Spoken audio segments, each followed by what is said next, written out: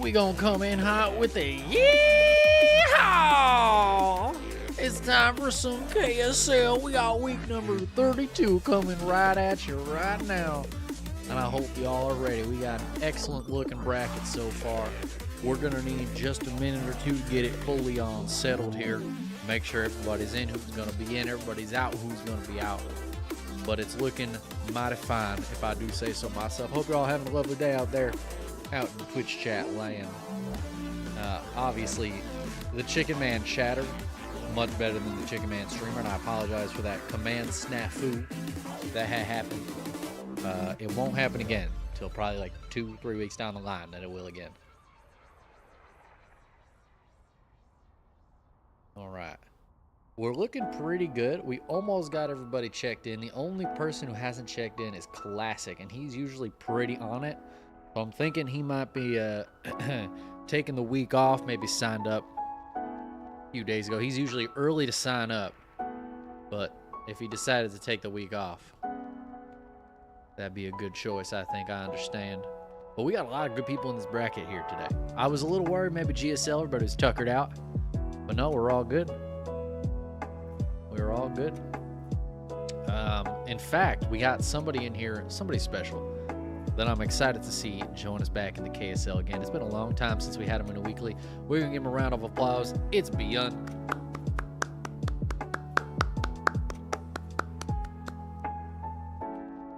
Incredible. It's incredible. Streamer, did you end up getting Officer Bagel? I got good news for you, Bagels. I did get Officer Bagel. He's not here just yet, but I am picking him up on Monday. I'm going to skip EU, but I should have him here, settled, ready to go. Everything all set up in time for NA for the EPT Cup. So I should be streaming, and maybe we'll get a guest appearance from Officer Everything Bagel. It's his full name. That's Officer Bagel if you don't know him personally.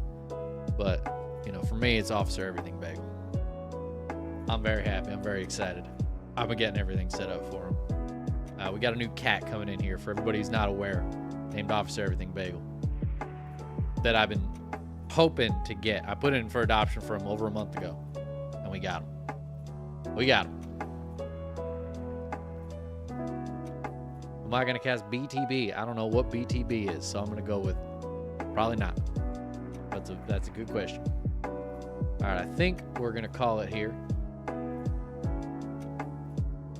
Gave everybody a couple minutes. We got 13 players checked in. Not a huge bracket, but a nice bracket. You know what I mean? Oh yeah, we're gonna need an emote. How do I make a cat look like an Everything Bagel? That's the real question.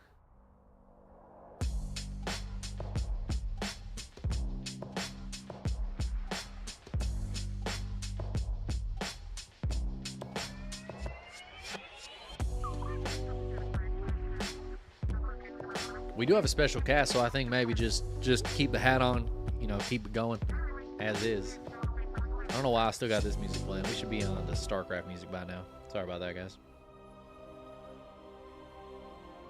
Dip cat into Everything Bagel seasoning. Take picture. Smart man, Bagels. You smart man.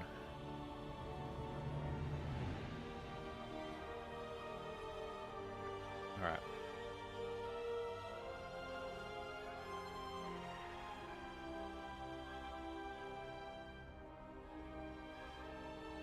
Switch is live.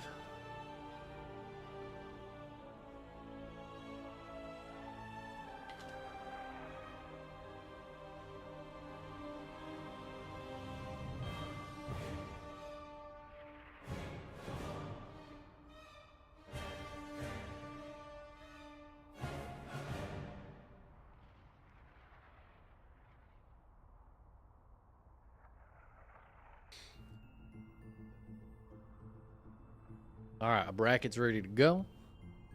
A bagel with cat ears. Oh man, and he's got to have a little officer's hat on. Maybe sunglasses. I'm having thoughts. It's hard to get all that detail in emote form though.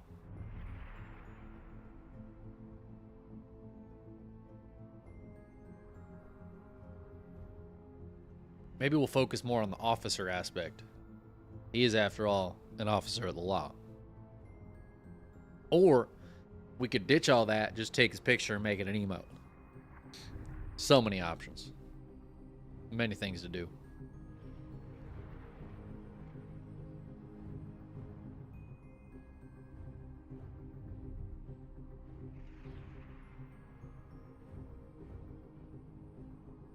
All right, where are we going today? We got some options here.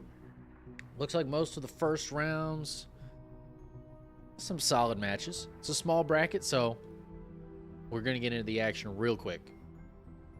Round of 8's gonna come up like that. Come up and bite you.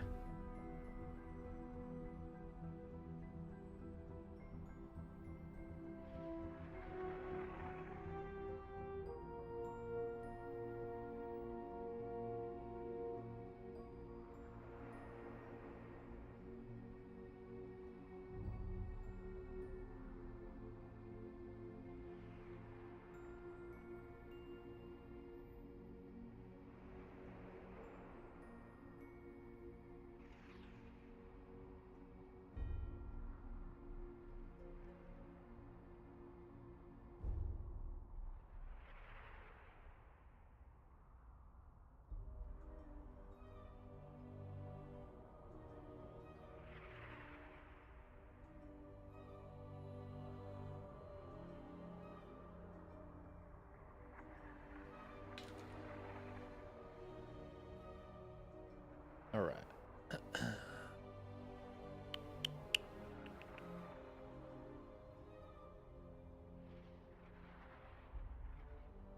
The only problem with this is I can't hear the game sound, so I feel like I'm not fully in it, you know? I get worried. I need to get some in-ears. That's what I need, like good in-ears. I hate them, but I should probably get some.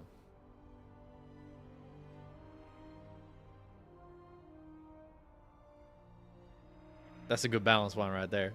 I like that balance one.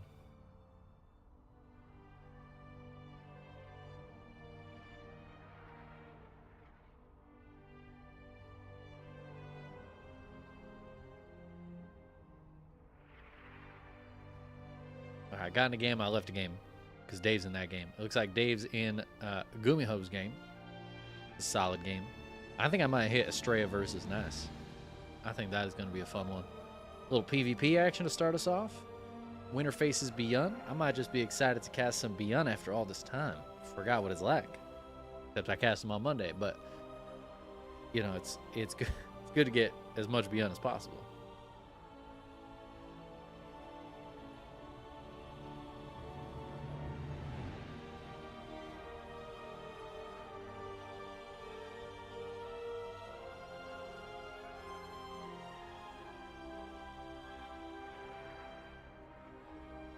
Except I don't see Nice. Oh, that's a problem. But we do have Team Liquid's Cure in here. Good to see him joining the old Team Liquid. Strong Terran player. Strong Terran player. Very entertaining. Estrella. Nice. Nice just showed up, so I think we're looking good for this one.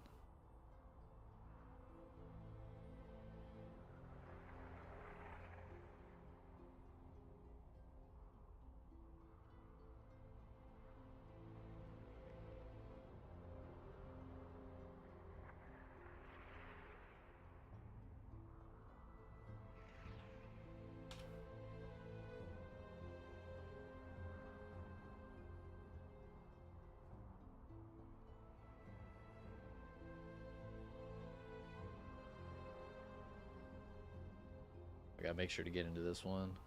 The Estrella versus Ness here.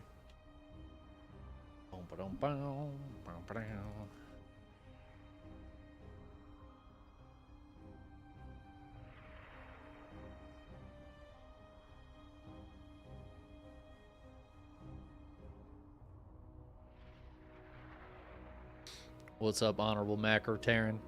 That's right. The only kind of flock we're interested in here. Twitch.tv/ChickenmanSC.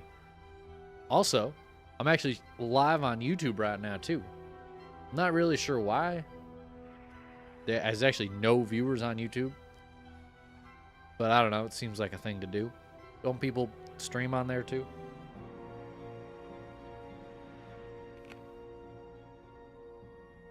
Seems like something that can happen. I'm not really sure if it's something I'm going to keep up with. I tried to do something with the videos, because I know YouTube does a great job like holding your recording, so the recording of the streams are easily available.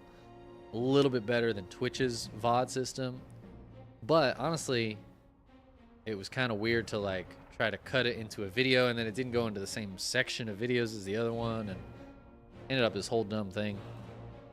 So I feel like I probably won't utilize it that way. Also, I can't stream ESL onto YouTube, so it seems silly to only stream some things onto YouTube when I can't stream about half of the things that I stream. It can't hurt. I mean, it kind of can. It kind of can. So here's what I'm worried about. People subscribe to my YouTube channel for the curated videos where it's just one match, it's a good match, it's a banger. And I feel like if it gets bogged down, people get all these notifications about going live, even if it's just once a week. That's kind of a lot for like YouTube notifications, right? They might be inclined to turn notifications off. They might see my videos less. It might mess up the algorithm if people are not interested in the live content. But I'm not sure if that affects the algorithm at all, because there's no information about that out there on the internet. So, trying to figure out if it's worth it. Also, it's extra strain on my internet, which is not a problem. Seems to be doing just fine. But theoretically, this is more work for my internet, because it has to take the stream and send it out twice. And maybe if the internet's struggling some days, which does happen from time to time, this could hurt the viewing experience on both platforms. But I figured, let's give it a shot. We'll see how it goes today. First time I'm giving it a try here. And maybe some people will enjoy the YouTube side of things. The YouTube and Twitch audiences are very, very different. But I digress. As we're getting into our first game of the day here, it's going to be a PvP, person versus person, player versus player, Protoss versus Protoss. And in the lower right-hand corner, we got none other than our Matcherino Esports' Australia. And by God, his opponent in the upper left-hand corner, none other than Starlight Twinkles. Nice. Oh, he is nice. And if you're wondering why we are enjoying Game 1 in this accent right now, there was a special request from chat to essentially cast in a funny accent. It was given to me as streamer's choice of where we were going. Not yesterday, was it Monday? Did a little Hero Marine for one of these. But, you know, today there was a Yeehaw redemption to start us off, and I figured we'd just keep it going. Got the hat on. So I apologize if you're from somewhere in the South, if this is offensive to you. I mean, I don't know, I'm going to keep doing it anyway, so I guess I can't be that sorry, right? I don't think that's how it works. But I hope you enjoy and aren't too distracted. Also, because I have this hat on, I can't hear. And I want you all to know I am wearing the hat while casting this game. I know that's important for those of you out there who are sticklers about the hats. You got to keep that hat on at all times. Except when there's a lady there. I think that's how it works.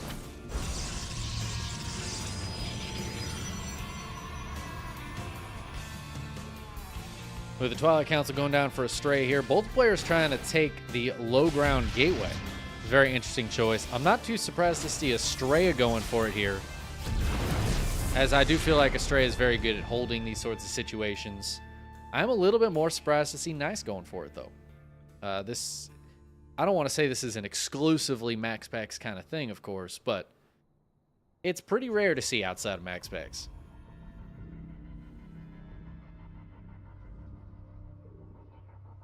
It is worth noting neither player has expanded, though, so while they might have both postured like they're going to expand, we have Estrella going for a 3-gate blink, and we've got Nice going for a 4-gate. Just 4-gate. This is just good old-fashioned 4 gateways. Now, this is going to mean Nice is going to have more units out quickly. We already see that unit advantage coming in here with the Zealot. But another Stalker about to pop. Estrella going to have to be very careful with the micro here. Oh, great focus fire. Going to be able to get that Stalker. Zealot is working on this pylon. But Estrella is going to be able to get 2 Stalkers for the price of 1 and get back. Wait, hold on. Can he stop this? Oh my god. It goes down. You gotta be kidding me. Fortunately for Estrella, 2 more gateways in the main base. And it kind of looks like Estrella might give up the low ground. No, he's just going to build a robo up top. And he is going to try to hold up here. I don't know if he's going to be able to, though. He's down a Stalker, and because he's also down 2 gateways of production, this is looking a little bit rough for Estrella. Nice has the close warp-ins. They are slow warp-ins, though. That might give Estrella a second here to get some more units down. The big deal, of course, will be if Blink is able to finish, if Estrella is going to be able to hold on with that. Right now, just trading Stalkers. Nice getting these other 4 in. Estrella's trying to back up. He's got the shield battery up on the high ground to help. Nice tries to dive up. But Estrella holding on for now. Still no power here. But he's got the 2 gateways on the high ground. Blink is about to finish. It's very close. And once that happens, Estrella is going to have a much more powerful set of Stalkers. But, oh, that replacement Cybernetic scored a little bit late here. And he can't warp in any Stalkers right now. He does start up an Immortal. But it looks like Nice is going to have complete control of this low ground. And here's the thing. Nice can just expand if he wants to. He does not have to stay here. He does not have to try to fight Estrella on his own turf. And I think it actually might be wise for Nice to build a base and try to hold back at home, perhaps. Oh, he's going to try to force field Estrella in.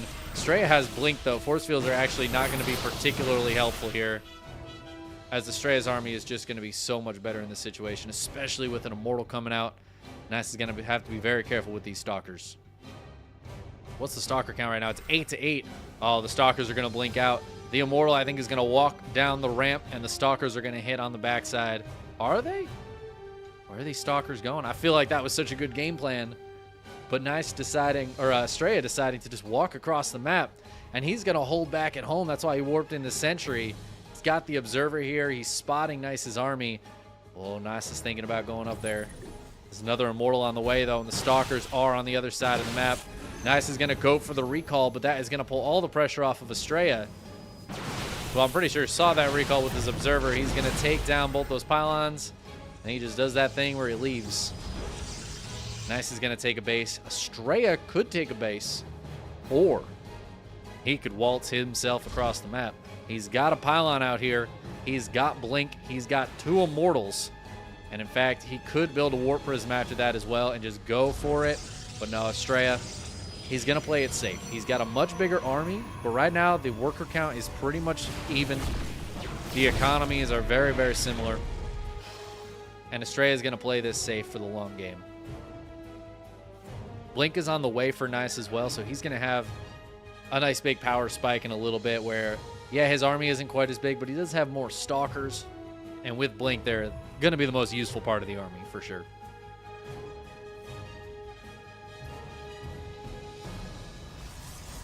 So now we kind of have just a kind of a mellow macro moment here as both players get their bases up.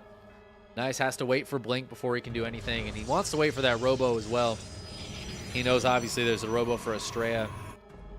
The Observer already went over, scouted everything that was going on, and Nice is going to have to get his own counter Observers. You always got to be careful with things like Dark Templar. You never know when your opponent's going to throw that down. It's kind of the scary thing about Protoss. You never really know what tech they're going for. what little cheeky things they got going on you. The old 10-minute cannon rush. You never know. Scary stuff. And in fact, it's going to be charge here out of Nice to follow up that blink. Immediately getting into charge. No forge for him. No upgrades. Not even taking gas on the low ground. Nice is just going for a lot of zealots here. He's going to be going for a lot of gateways. And it looks like he's going to go for a swarm style.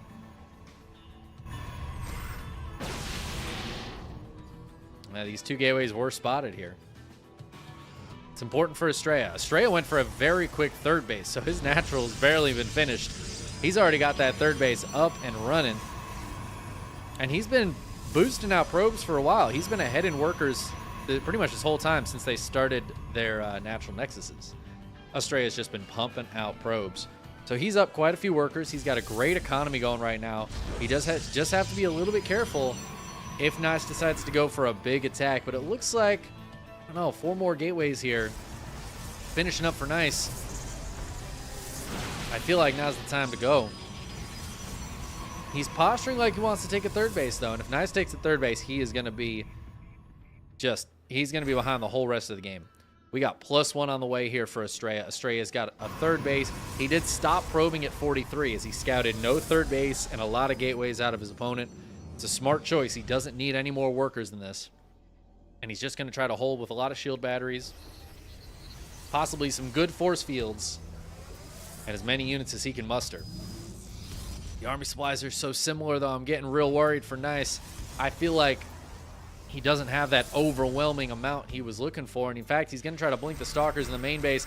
There are sentries here for force fields, but the blink forward from Estrella. He turns on the super shield battery, and he is just gunning down these stalkers. Not every single one of Nice's stalkers even made it into the main base. Estrella does want to get these immortals up here, but the stalkers are trading beautifully in the meantime, and that's just going to be GG. As Nice went for a cheeky play, and Estrella able to hard shut him down, only letting one of those sentries out, which means it was just the one force field and enough stalkers fighting head-to-head with the shield batteries that he was able to hold on there. I did take the hat off at some point. I got to listen to the game sounds. I'm sorry. I apologize. I gave it about 3-4 minutes, and then I took the hat off. Is this live? No, it ain't live. There's no live here. What is live? Baby, don't hurt me. Yeah, it's live. It's currently live.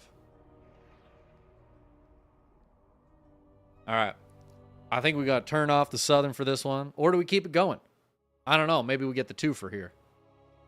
It seems like the plan. You know what? I think the hat's got to go back on.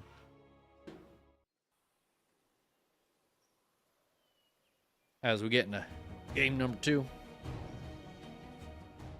It don't feel right doing just part of the series with the Southern. For some reason, it feels like I got to do the whole thing. So we're hopping in game 2. We're on Alsani. Spawning in the upper right-hand corner, we got our red Protoss for Matcherino Esports, Australia.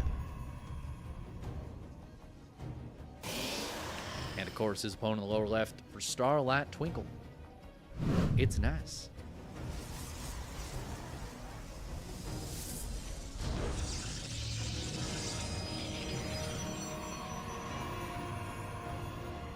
Chickenman, Chickenman, Chickenman, man. Dig Bic Minx. Thank you so much for that subscription. Thank you for dropping your Prime sub. I really appreciate you using that on my channel this month. That means a lot, Mr. Dick Big. I appreciate that.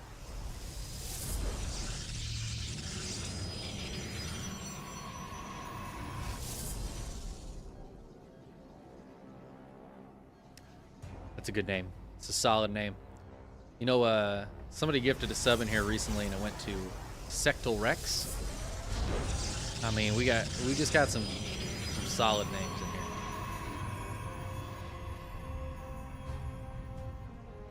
The Minx really threw me off, actually, because I was trying to read that as 2 different words. You kind of forget that there's like, I don't know, some words escape you. What is Estrella doing down here? What's this cheeky probe doing? So this is something on this map that I kind of noticed from the beginning, and I'm sure I'm not the only one. But there's not really a good way to get to this low ground except obviously mining through these mineral patches here. So the probe took some of those cheeky minerals. Now Estrella's going to go for that proxy, but of course Nice, oh, he's a smart cookie. He's going to go check, and he's going to say, hey there, where you at? I know your probe's down here. Now here's the real trick. You take the minerals and you leave with the probe. You ain't go down here. You really throw him off. Nice is going to find Estrella's probe.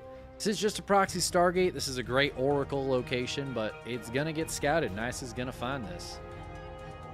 Going to open his own little door first, and then he's going to go ahead and find this. And actually, the Stalkers coming down. They want to make sure this Oracle doesn't get out here, and I think Estrella is just going to have to cancel this Stargate. He does have 2 Stalkers heading towards Nice's base, though. But 2 more Stalkers about to pop. I think Nice should be just fine here. Yeah, and in fact, Nice is going to get the first shot off on Estrella's Stalker. And that means he's going to get that kill. And Estrella also a little supply block there since he lost that pylon. He wants to replace it. But Nice ain't leaving with these Stalkers. And now Estrella's in a lot of trouble. This has not gone well at all. They did trade even Stalker for Stalker, but of course, Estrella not canceling this Stargate. This is a lot of investment. Not really coming to fruition right now. Actually not going to get anything done, it looks like. Estrella back at home. He's going for a Stargate back at home, so he's decided to go for it anyways. And he's going to try to sneak a couple of Adepts, and we know how powerful this can be, but look at that. Nice with a couple of Adepts of his own. Ooh, but Estrella's going to just go for some trading here. Actually gets into the base. Hold the phone here. There ain't nothing here. It's just the probes. One of the Adepts is very low, and the 2 shots so important with the shield battery here.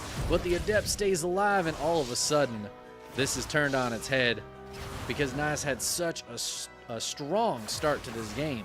Finding that proxy, taking it all out, but Estrella getting a few kills here. Fortunately for Nice, it's only 4. It's not the end of the world, especially since he does have this Nexus coming up.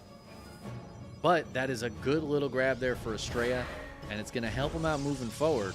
Now he's got a Robo in his main as well. So Estrella with a lot of tech, that means he's very low on units, and now he's trying to expand, but his expansion is going to be so far behind. He has to get some damage done with this. A good stasis trap or something. At least pulling the probes off, because he is way behind. Nice is going to try to get up in here with a couple of Adepts. Observer's going to spot him, though. Can the Oracle get anything done? Oh, my God. Nice's probe is still over here. So now Nice knows about the Oracle, so the Oracle's unlikely to get anything done.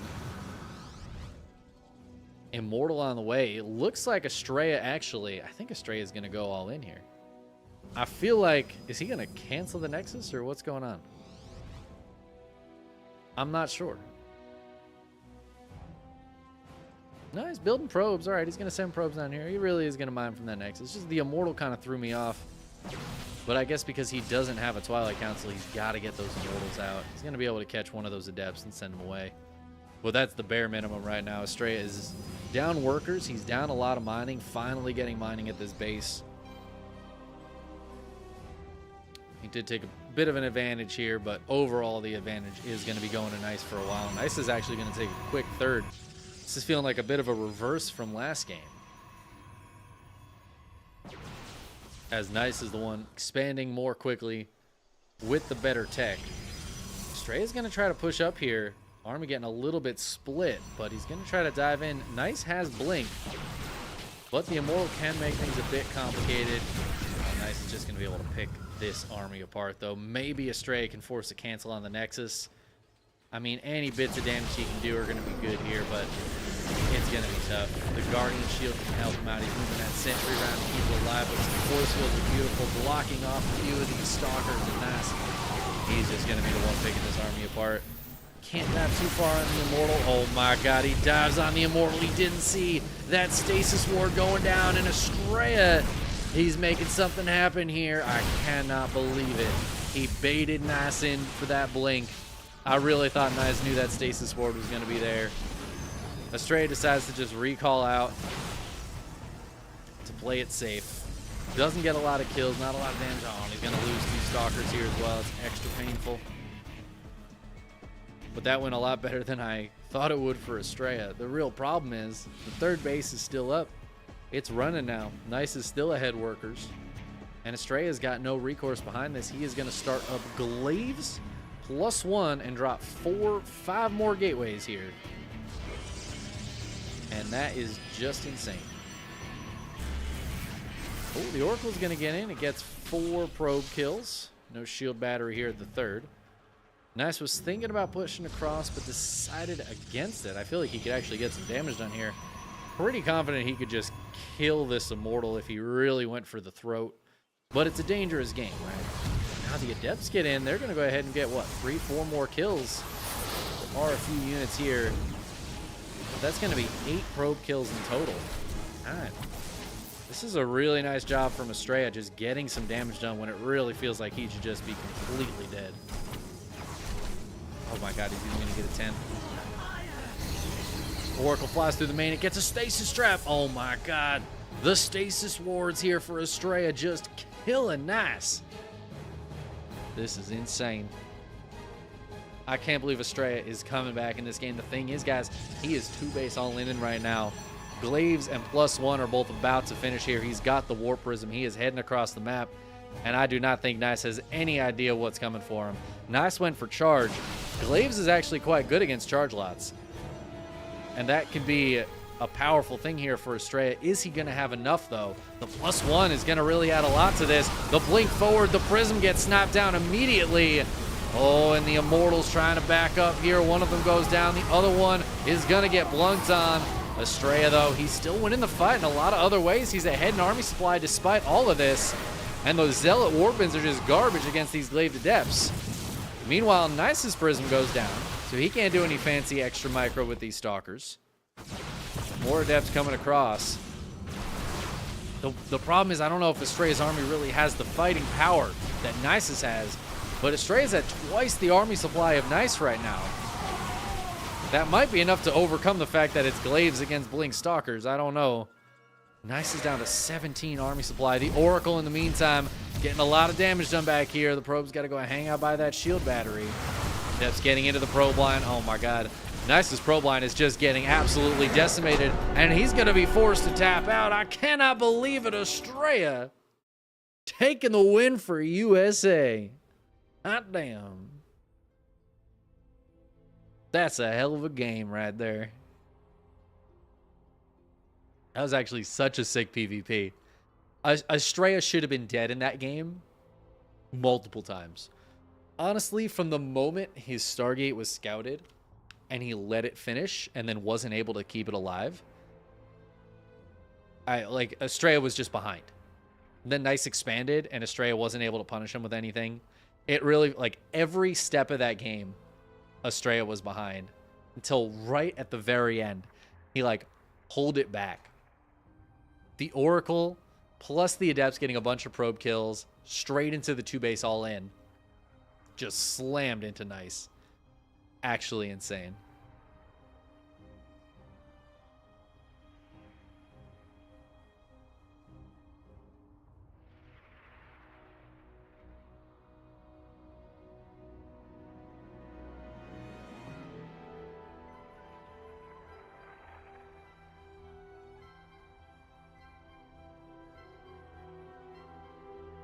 All right, making sure we're all good here.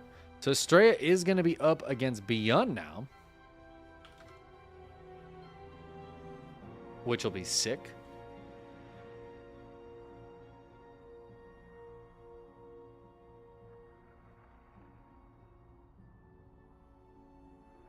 Just trying to see if anybody needed any walkovers. There were some potential walkovers earlier, but I think everybody's here. I see Hyperion.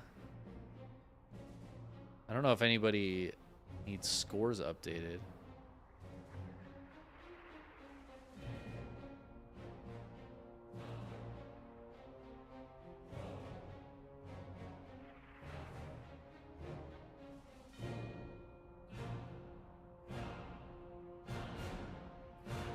I don't see Oliveira either, so Mio Micah must have shown up.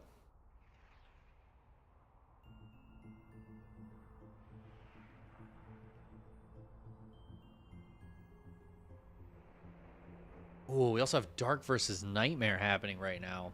Damn. This is what happens when you have such a sick bracket. When you have awesome players who want to sign up for your tournament every week because they're awesome. Your bracket is stacked. I feel like Dark Nightmare has happened quite a bit. I'm sure I've cast that one. What's up, gamer? You like the gamer stash? Today's the last day of it. I'm actually going to shave this mustache immediately after this. So enjoy it while it's here. It will not be gracing your eyeballs after today. I'm going to a costume party tomorrow after work, and I'm going to be a vampire. So gotta get it off of there. Vampires ain't look like they're from 1976, you know? 80s uncle vibes. That's the other reason why I need to shave it off. I don't know if 80s uncle vibes are really what you want. I mean,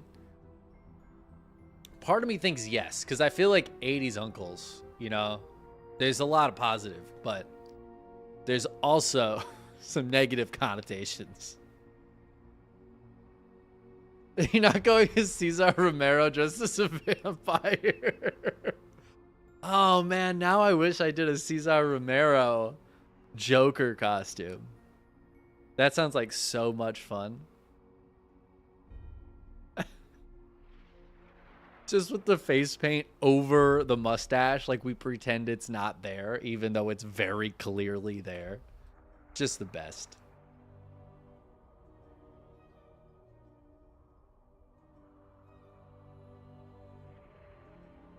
Yep, no, the handlebars were a one-day thing. They were a one-day thing.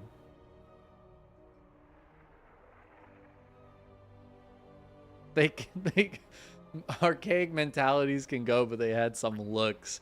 They did have some looks. They really did. I try, honestly, to look like I'm from the 70s as much as I can.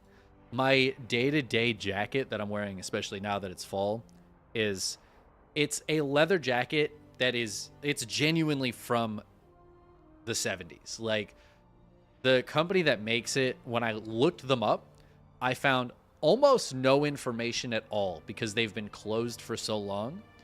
And then the other day I was watching The Nice Guys. Great movie. 70s period piece. Russell Crowe is wearing, I swear to God, it's the exact same jacket I have, but his in the movie is blue and mine's just brown leather. But it is, the style is 100% the same. I was looking at it and I had my jacket. I had to go get it. And I was like, I don't see the difference.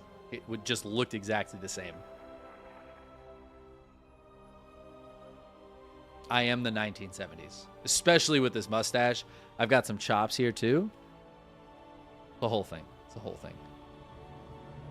But without the archaic mentality. Certainly.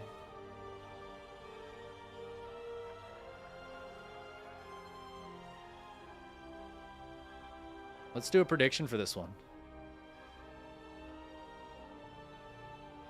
Since we're getting into Estrella versus Beyond here shortly. Oh yeah, The Nice Guys was awesome. That was an excellent film. I loved it the first time I watched it, and I loved it the second time.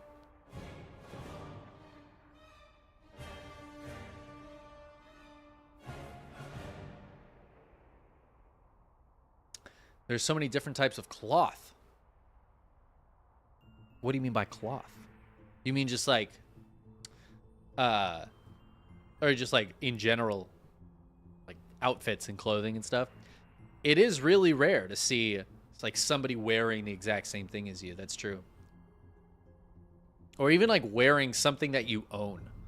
which is kind of crazy, but that's also part of the reason I love thrift shopping. Like,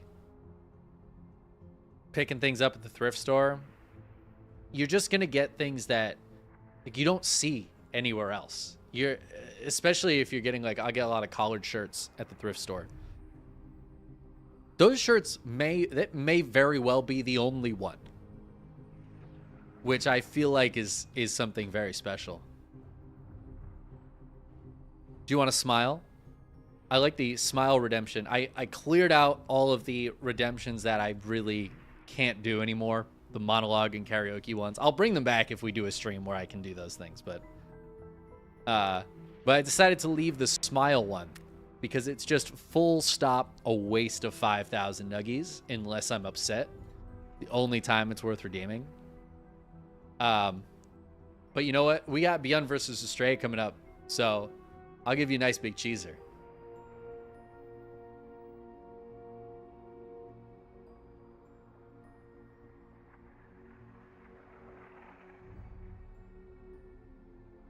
I hope that was worth your 5,000 nuggies.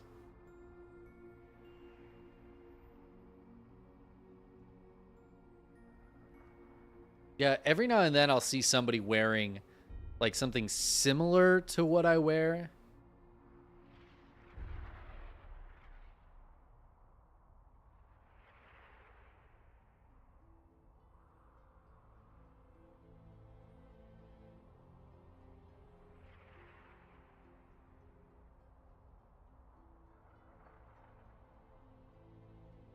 I do have a really pretty unique shirt that I like to wear.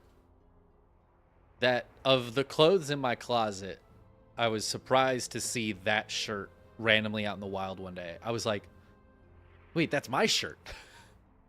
I didn't think they had more than one of those. So it does happen. It's always worth the nuggets. Nice. I just realized I forgot to actually start the bracket. You have to hit 2 buttons.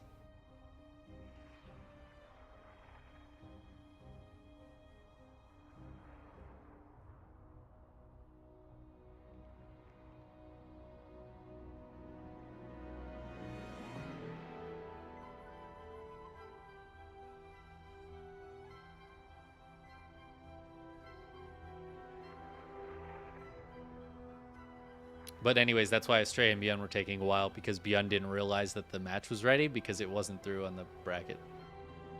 But they're vetoing now. I know this because Astray just whispered his veto to me by accident, so should be going very soon. But also means I'm going to have to find out the scores to the other matches. I know Nightmare Sign is done because Nightmare Dark is playing, but I don't know what the score to that was. I'm guessing 2-0 based on the time because that started at the same time as ours and ended at the same time. But I think Gumiho Jieshi is still going. Oh, no, maybe not, actually. No, because Gumiho and Hero are fighting now, huh? Yeah, I'll have to just get those scores from people.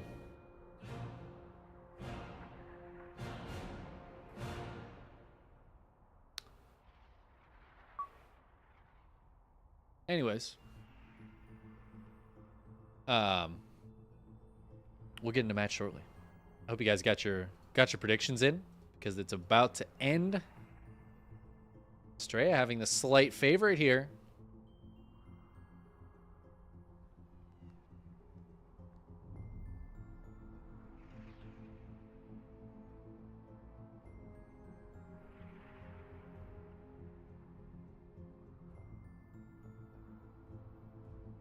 Yeah, the bracket's just not quite caught up.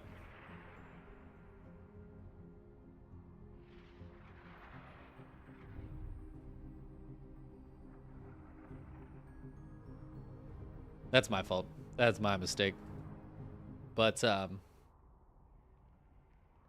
we'll get those scores in. Kumio's playing Hero. I think Cure and Oliveira might be playing right now as well. I don't think Mio Micah ever showed up, perhaps. Or maybe he did. Maybe they played already. I'll have to double check.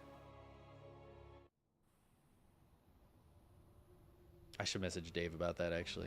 Make sure he should be able to fix these scores as well if he knows the answers to some of them. But let's hop into this game first. We'll worry about that after. Because the scores don't matter. Except, I mean, just who won matters, really, more than the scores to me at this point. And so far, our winners are, spawning in the upper left-hand corner of Oceanborn, it is Beyond for the Shopify Rebellion. Didn't actually have to win anything to get here since he was seeded directly into the round of 8. His opponent, though, did just take down a very nice Protoss to get here to face this beastly Terran. For Maturino Esports, it is Estrella. Beyond, what are you doing, my dude? What is this? What is happening? Cheeky little SCV.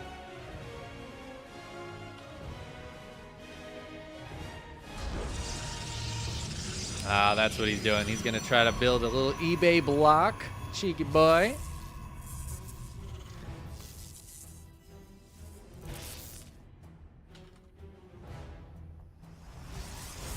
All right, send that message off so I can keep focusing on this game. Beyond just trying to be annoying here. Estrella with the low ground pylon, though, is actually really, really nice, and he's going to be able to get the cancel on this right away. That's exactly what you want to do as the Protoss. If you get that to a well-built point, if Beyond's able to get that with a lot of hit points, suddenly Estrella is going to want to take this base as his second, and that can leave him very vulnerable to things like Hellion run-bys. Hellion run-bys. It's really the Hellion run-by. Actually, the Cyclones, too, now that I think about it, on the modern patch. Those Cyclone pushes are very strong at the third. You're just far away from your production. You can't even really pull probes effectively against it. You can't do the wall off that it looks like we're going to see here from Estrella. A lot of reasons why you want to take this base as your second base. It's, you know, it just feels like the natural base to take as your second base. It's almost like we call it that for a reason. Ooh, and Beyond is 3-raxing.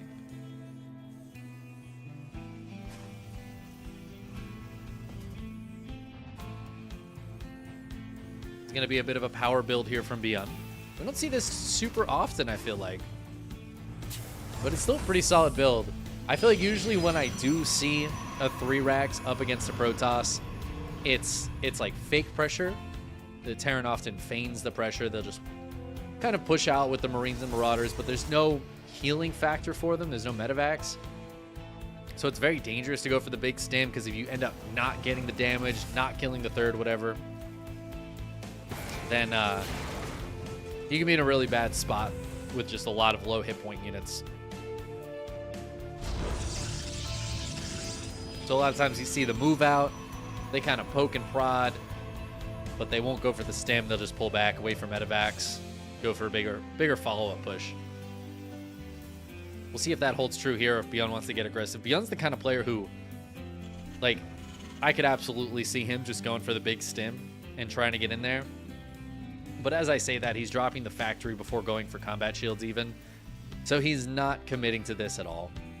It's just going to be getting the bio out early. Might be worried about Estrella going for a big two-gate blink. Two-base blink, excuse me. With 3 or 4 gates, but so far Estrella playing pretty passively. Just getting into a robo, just kind of chilling.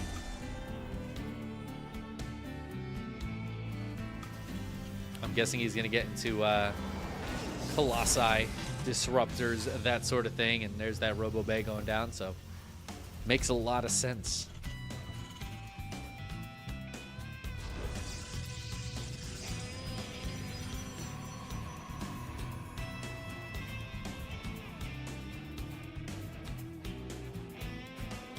The Observer going to be able to scout what Beyond's going for here, as he's got that eBay on the way now. Still no third base here for Beyond, but still no third base for Estrella either. Both players waiting a little bit. Estrella might be waiting a little bit to double check what's going on this side of the map first before taking that third.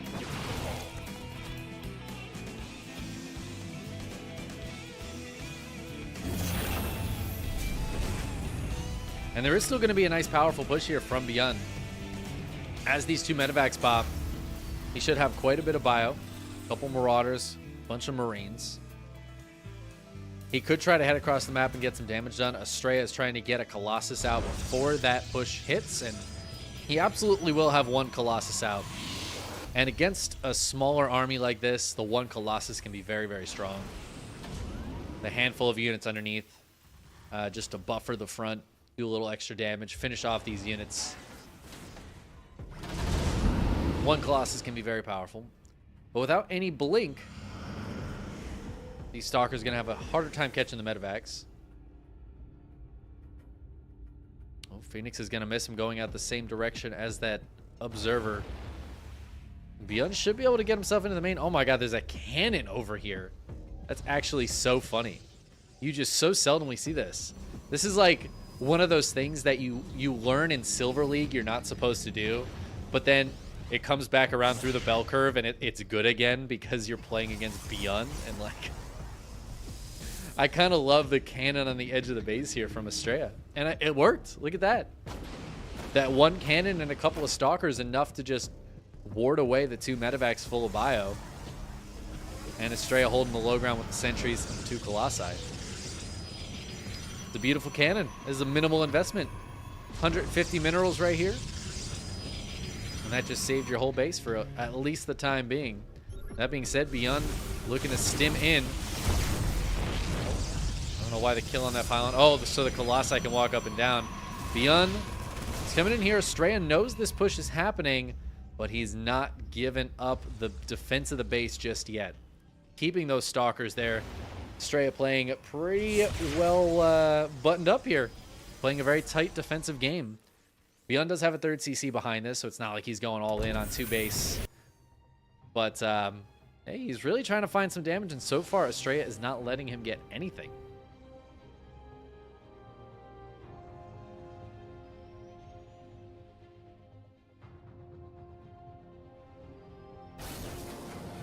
Beyond has a couple of siege tanks here even.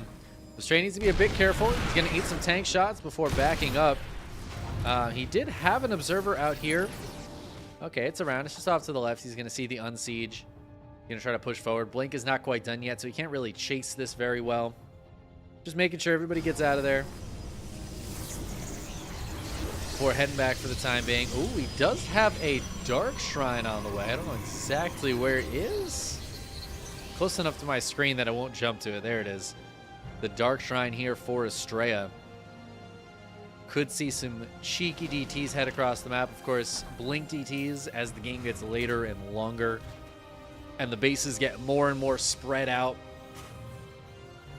A big group of blink DTs can be a very powerful tool for the Protoss. We're not quite there yet, though.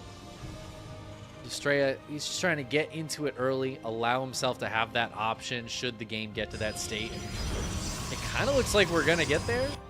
Beyond might go for a push in a little while, but there's not necessarily a clear timing for him here anymore. He doesn't have, I was just going to say he doesn't have double eBay, but it looks like second eBay is ready to go. So he's got that 2-2 on the way.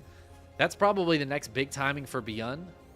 He might push out and poke and prod before then, but it seems like Estrella is happy to just macro. Beyond, so far, happy to just macro. I'm not mad about it.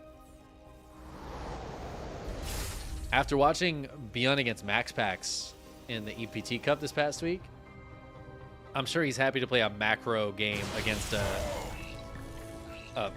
foreign Protoss. Beyond spots the Observer. Sees that the army is out here. This army of Estrella, the army supplies are very similar, but I feel like I like Beyond's army better. Estrella's feels very concentrated on these Colossi. I do worry as the game gets a bit longer and these Vikings start coming out in force. How many Vikings are we going to get up to here for Beyond? The 3 Colossi might need to watch out a little bit. Definitely going to need to get some of these Disruptors out. Beyond is very good at splitting against Disruptors, but the Disruptors, I think their best attribute against a player of Beyond's caliber is not necessarily those big hits. You don't expect to see those too much. But they're a great tool to disengage with. If you need to back up and you send out 2 Disruptor Novas behind you, chasing is not really an option unless they're already on top of you. There's just not a good way to chase disruptors.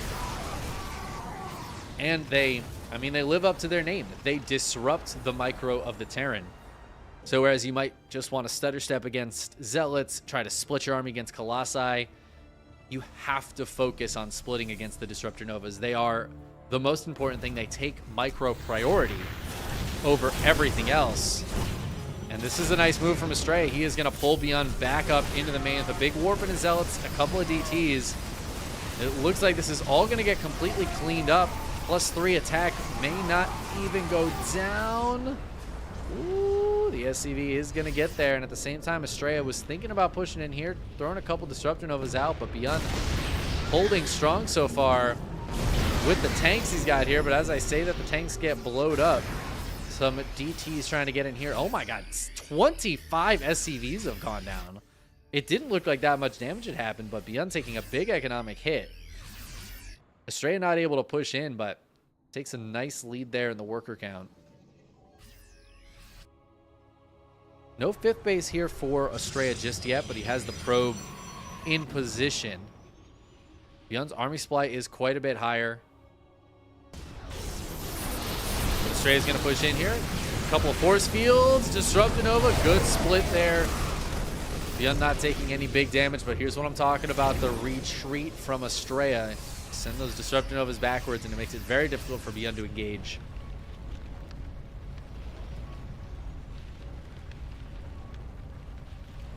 And behind this, Estrella is getting into carriers. He has 3 carriers on the way. This is a dangerous time period for Estrella right now. This is a scary moment. +1 is done for those carriers, so once they're out, they're pretty bad, pretty terrible against Marines with 3-3, which is, I mean, Beyond's going to have +3 attack fairly soon. That +3 armor a little bit behind, but still, the upgrades are obviously going to be very, very good for the ground army here of the Terran.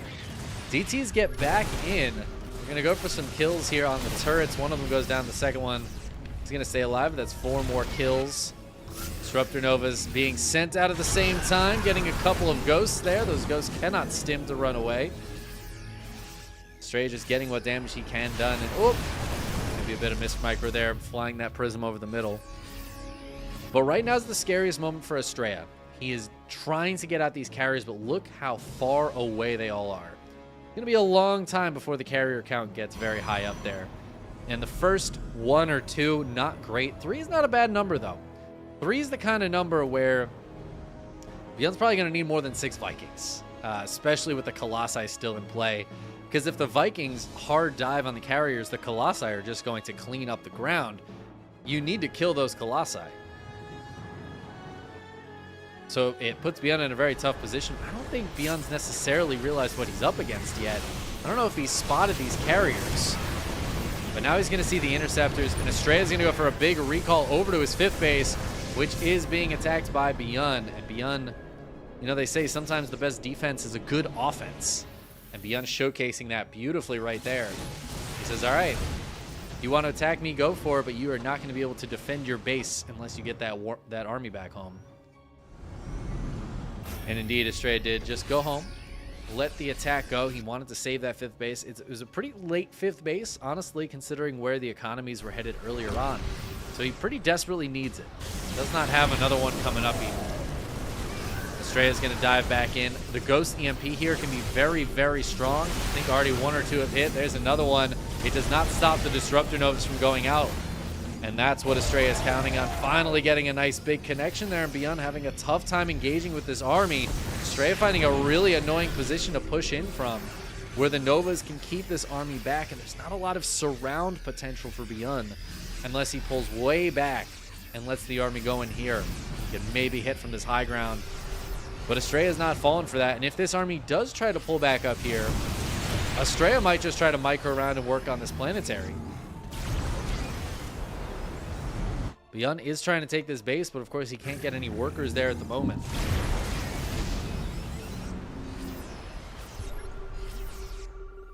I love the turrets going down here for Beyond. Anything to help out against the interceptors. It also will punish the Colossi if they walk too far forward.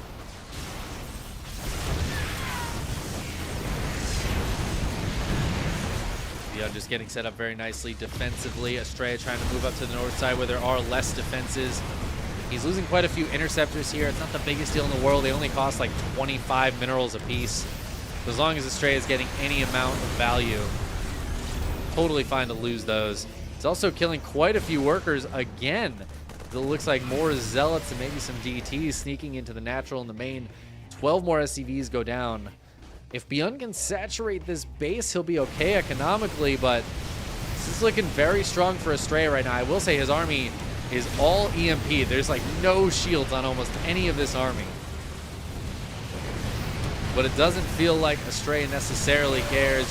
Beyond's gonna try to dive in, sieges up the Liberators, but they get taken down, and there's just not enough anti-air. Look at the supplies now. Beyond dropping drastically in supply with every one of these fights. The Vikings are targeting down the carriers, but this is what I'm talking about. Then suddenly the ground army is gone, and now the Vikings can be dealt with.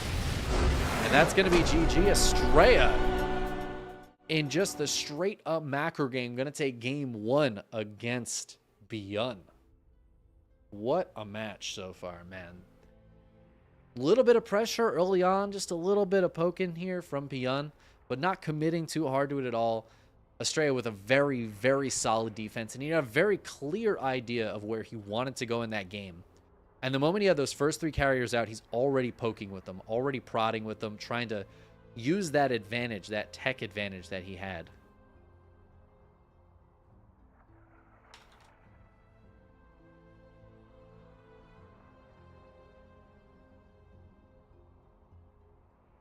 And then, of course, the next 3 carriers really starting to seal the deal.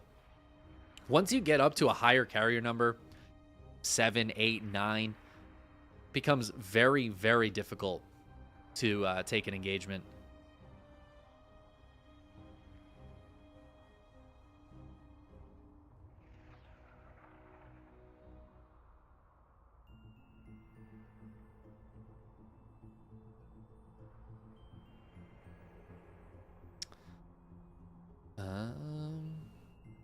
Sorry, trying to figure out what's going on here.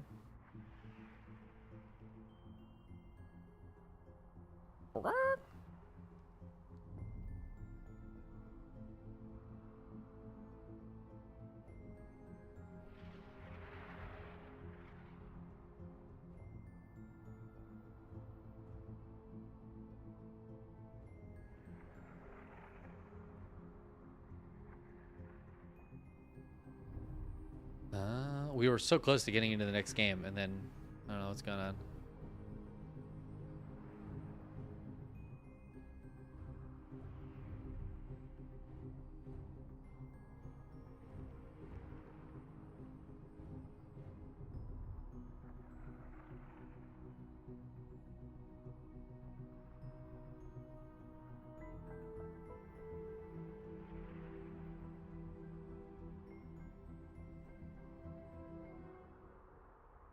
Okay. I don't know what happened, but we're going.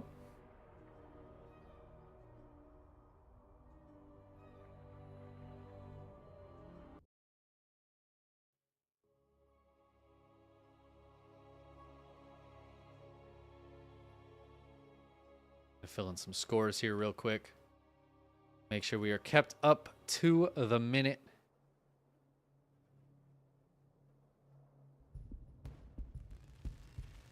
Only thing I don't know is if Mio Micah showed up and played against Cure, or if that was a walkover. I think it might have been a walkover. Not going to matter too much. There's no walkovers here. Nobody's walking over anybody else. This should be a very fun series. I'm looking forward to game 2. Spawning in the lower left-hand corner of Hecate, we have our Shopify Rebellion Terran in the blue, Beyond. His opponent in the upper right-hand corner. For Maturino Esports, up 1-0, it is Estrella. Beyond really struggling with these foreign Protoss lately, man. I'll tell you what. Give me 1 second while I go turn my little heater off.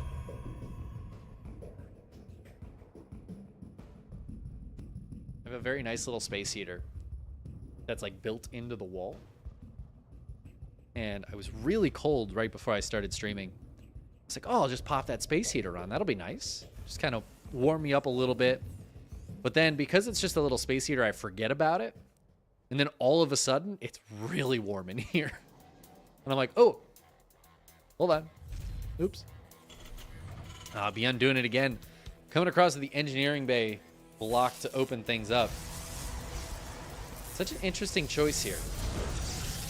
I wonder what the math on it is of the NG Bay block versus the lost mining time from Estrella.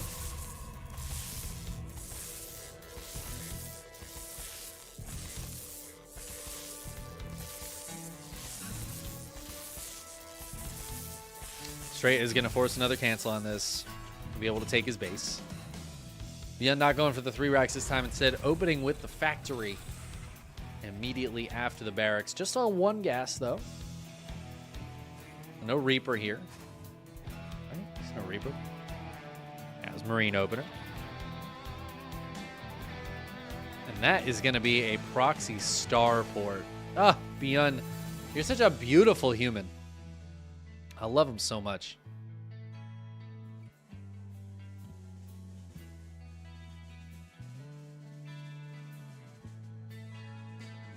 Come on, give it to me, baby. Is this going to be Hellions, do you think? Or is he going Cyclones? We're getting real fancy with it. There's that starport, and it is just going to be Hellions. Beyond, I mean, this is an old school build. I love this wall, too. I don't know if it's good, but I love it. Beyond just going to be able to stop this Adept from getting in. The Adept, of course, sees the reactored factory, but is going to wait and get the confirmation on the Hellions. Did he see those Hellions? I think he just caught a glimpse of the Hellions. It's an important confirmation because if it's Cyclones, Estrella needs to prepare very differently. Obviously, the Hellions are going to be very strong against the probes, but not necessarily strong against Stalkers and Adepts and things of that nature. And as such, the Adepts are actually going to go straight across, get the kill on one of these Hellions. The other one is going to back up. Oh, but he's going to be able to slow down this base. Whoa, doesn't get that last connection, actually.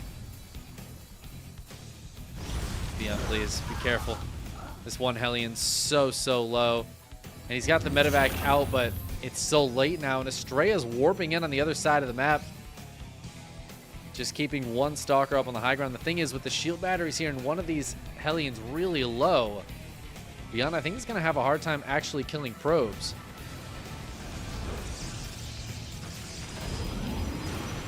I'm going to pick back up to get over this wall. Meanwhile, Stalker's on the other side, delaying the base, but also delaying this bunker. There is a Cyclone about to pop, so the Stalkers have some contention. Oh my god, this medevac is down to 14 hit points.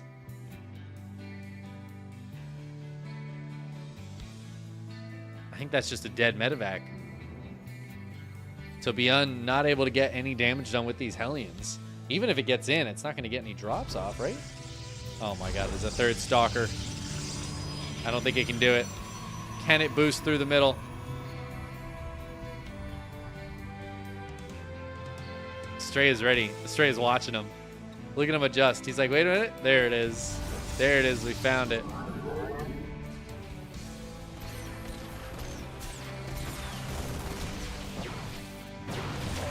No, Estrella just being as annoying as possible with these Stalkers. He's going to pick off 1, 2, 3 Marines before they get back into this bunker. The medevac, I think. Oh, it's still alive. It's still alive back here. And Beyond is really good at just like holding medevacs in the back corner and waiting. Estrella, though, is not going to let this through. This does not regain shields over time.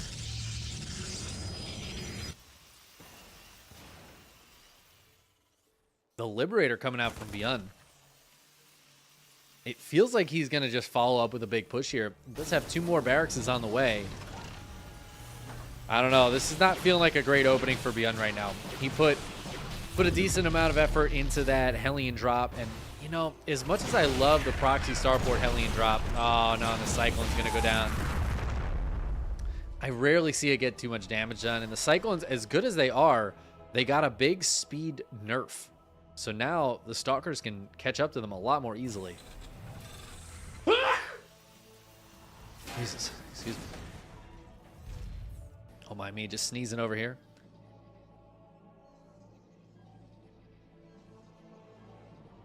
Stray getting into both Blink and Colossi now. The old Blink Colossus combo. And Beyond's just going to try to get out as much stuff as he can, it looks like. And might just go for a big 2-base all in.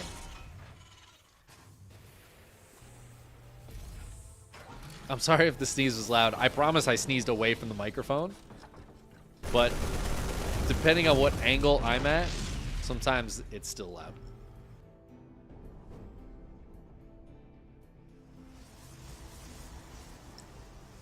I'm a very loud sneezer. There's not much I can do about it.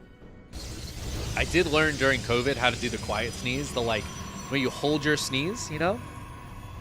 I kind of had to. But I hate doing that. I hate it so much. Because I sneeze very forcefully. So when I hold it, it like hurts. It's like actively unpleasant.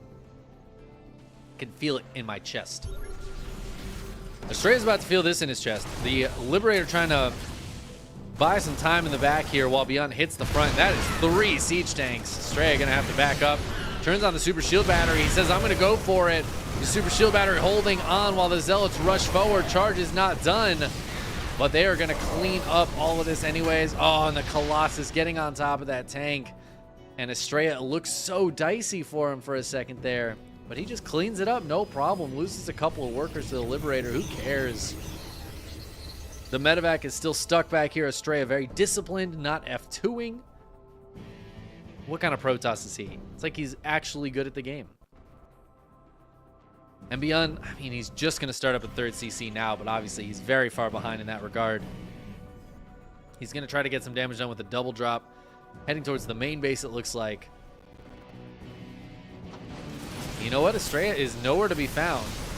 Still no charge here. He's trying to come back, but it's taken a while. Oh, and this is really nice. Oh, Beyond's gonna kill the Stalker that was guarding that medevac earlier. Estrella does have Blink on these Stalkers, so he's gonna be able to catch one medevac. No! His own Sim City blocking him as this warp gate from earlier on stops the Stalkers from catching the medevac. The Hellion Zoo try to come back in. I don't think they got any of those 10 kills, though. Maybe if they're lucky, they got one. It's going to drop the rest of these units, just take down the pylon on the map. There's a second one over here, too. And Estrella is just going for a full counterattack. Charge is about to finish. He's got a lot of stuff. Beyond, he has the bunker, but he doesn't really have anything out here. No real wall or anything. Big blink forward from the Stalkers. There are more Stalkers behind that. Down goes the siege tank, and there's just not enough bio here to fight this. Another tank pops out, but it is not even really going to get into the fight. It looks like, well, it will get sieged up. Is it enough? There's so many workers going down here for Beyond, and that's just going to be it. Can't play the game anymore without the workers, and Estrella takes the 2-0 over Beyond. Beyond really struggling against those foreign Protoss right now. That is kind of shocking to see. Estrella gets a massive upset. I feel like Estrella beating Beyond is a decent upset, but 2-0ing Beyond is pretty huge. That is so sick. GG's.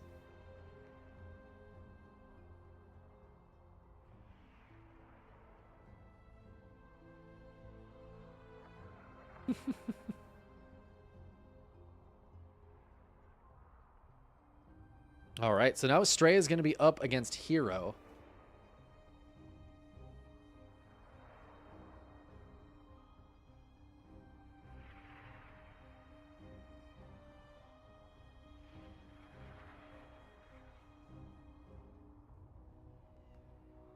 The topside semis has started.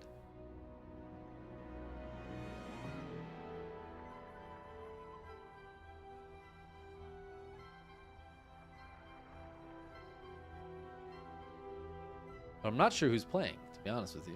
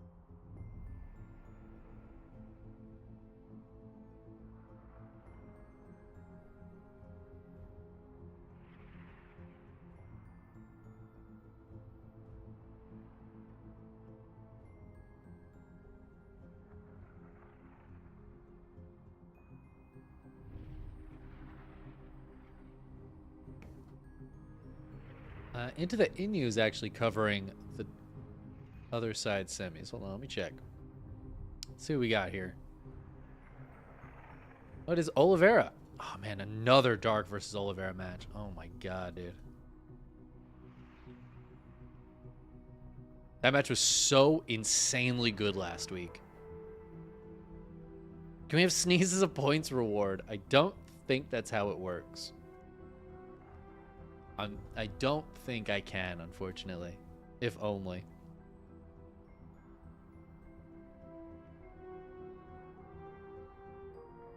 Alright, so we'll have Hero versus Estrella soon.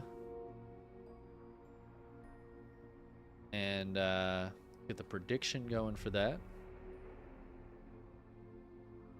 I'll get the replays. I'll bug Oliveira for the replays afterwards and try to get him versus Cure as well as him versus Dark.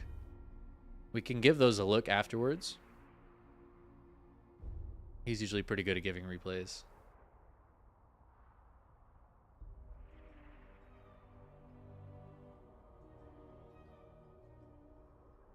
I don't want to stay up too late. I'm so tired. Last week I ended up casting another like hour and a half. Actually, it was probably more like 2 hours after the end of the tournament, if not even longer, because I was covering matches that weren't covered because we didn't have a lot of casters last week. But it was pretty rough on me after a little while. Ended up staying up until 4 o'clock in the morning, and I had to work at 7. That was painful.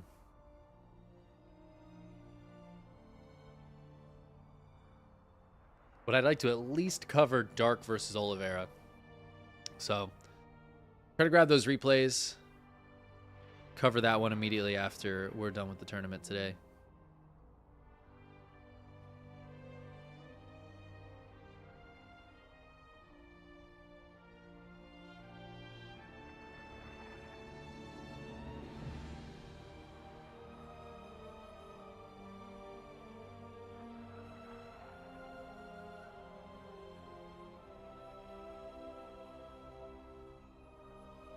Where do I work? I work at a grocery store.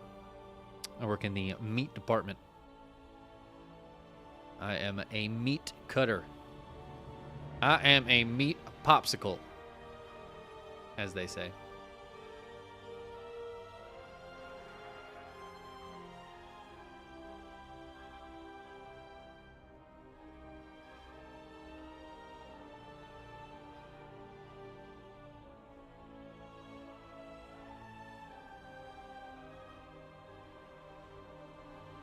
Oh, we do have a Matcherino going right now. I see somebody put some money in. I don't know why it won't show me. Who? Bagels? Bagels put $5 in the Matcherino. Thank you so much, Bagels. I appreciate that. But there are also free coupon codes. If you guys check out the Matcherino, click that claim code button. You can just add 25 cents to the prize pool. Would appreciate it. I like using up as many of those codes as possible. We haven't been as vigilant on it because the Patreon covers the main bulk of the prize pool, right? It covers the $400 of it, but any extra money, I'm sure, is appreciated. Over time, it does build up to quite a lot. We're on, what, 32 tournaments? And that's, how much? 50, 25-cent codes per tournament. That's a lot. 1,500 codes? I don't know. I can't do math. It's quite a few. So the more we do over time, the better it is. Well, let's go ahead and get into our semi-finals. It is a PvP spawning in the upper right-hand corner of Solaris. We have Dragon Kitesy Gaming's Hero. Hot off of the win against Gumiho. His opponent in the lower left-hand corner, hot off of a win against Beyond. It is Matcherino Esports' Estrella. Both of these players taking out the big name Terrans on the bottom side of this bracket. In fact, this has been a very Terran-looking bracket. You know, we don't always get a strong Terran representation in the KSL. This week, we had Cure, Oliveira, Beyond, and Gumiho hopping in to show him who's boss. But the Protoss is, I don't know, man, looking pretty good. Hero and Estrella taking the wins on the bottom side of this bracket.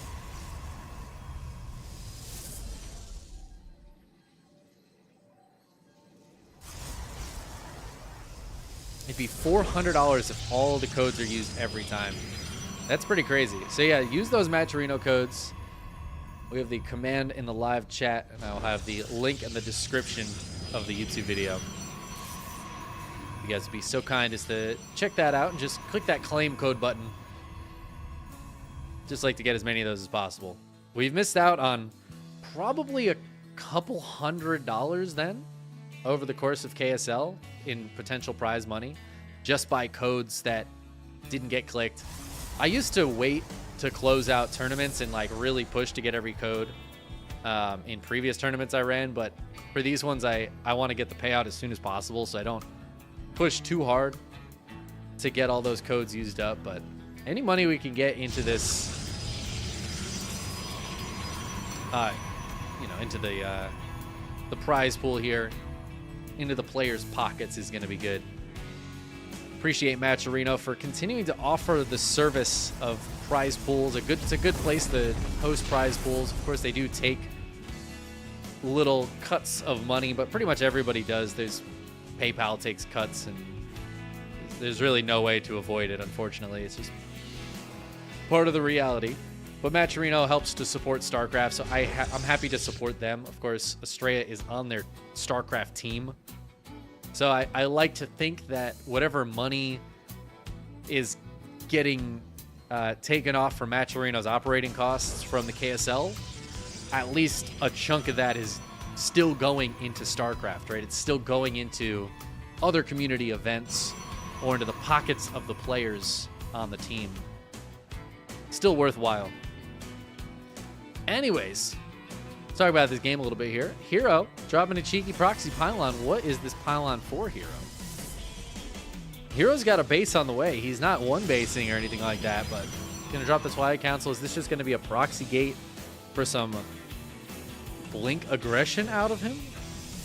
Or is he just gonna try to warp in some adepts at this proxy pylon, perhaps?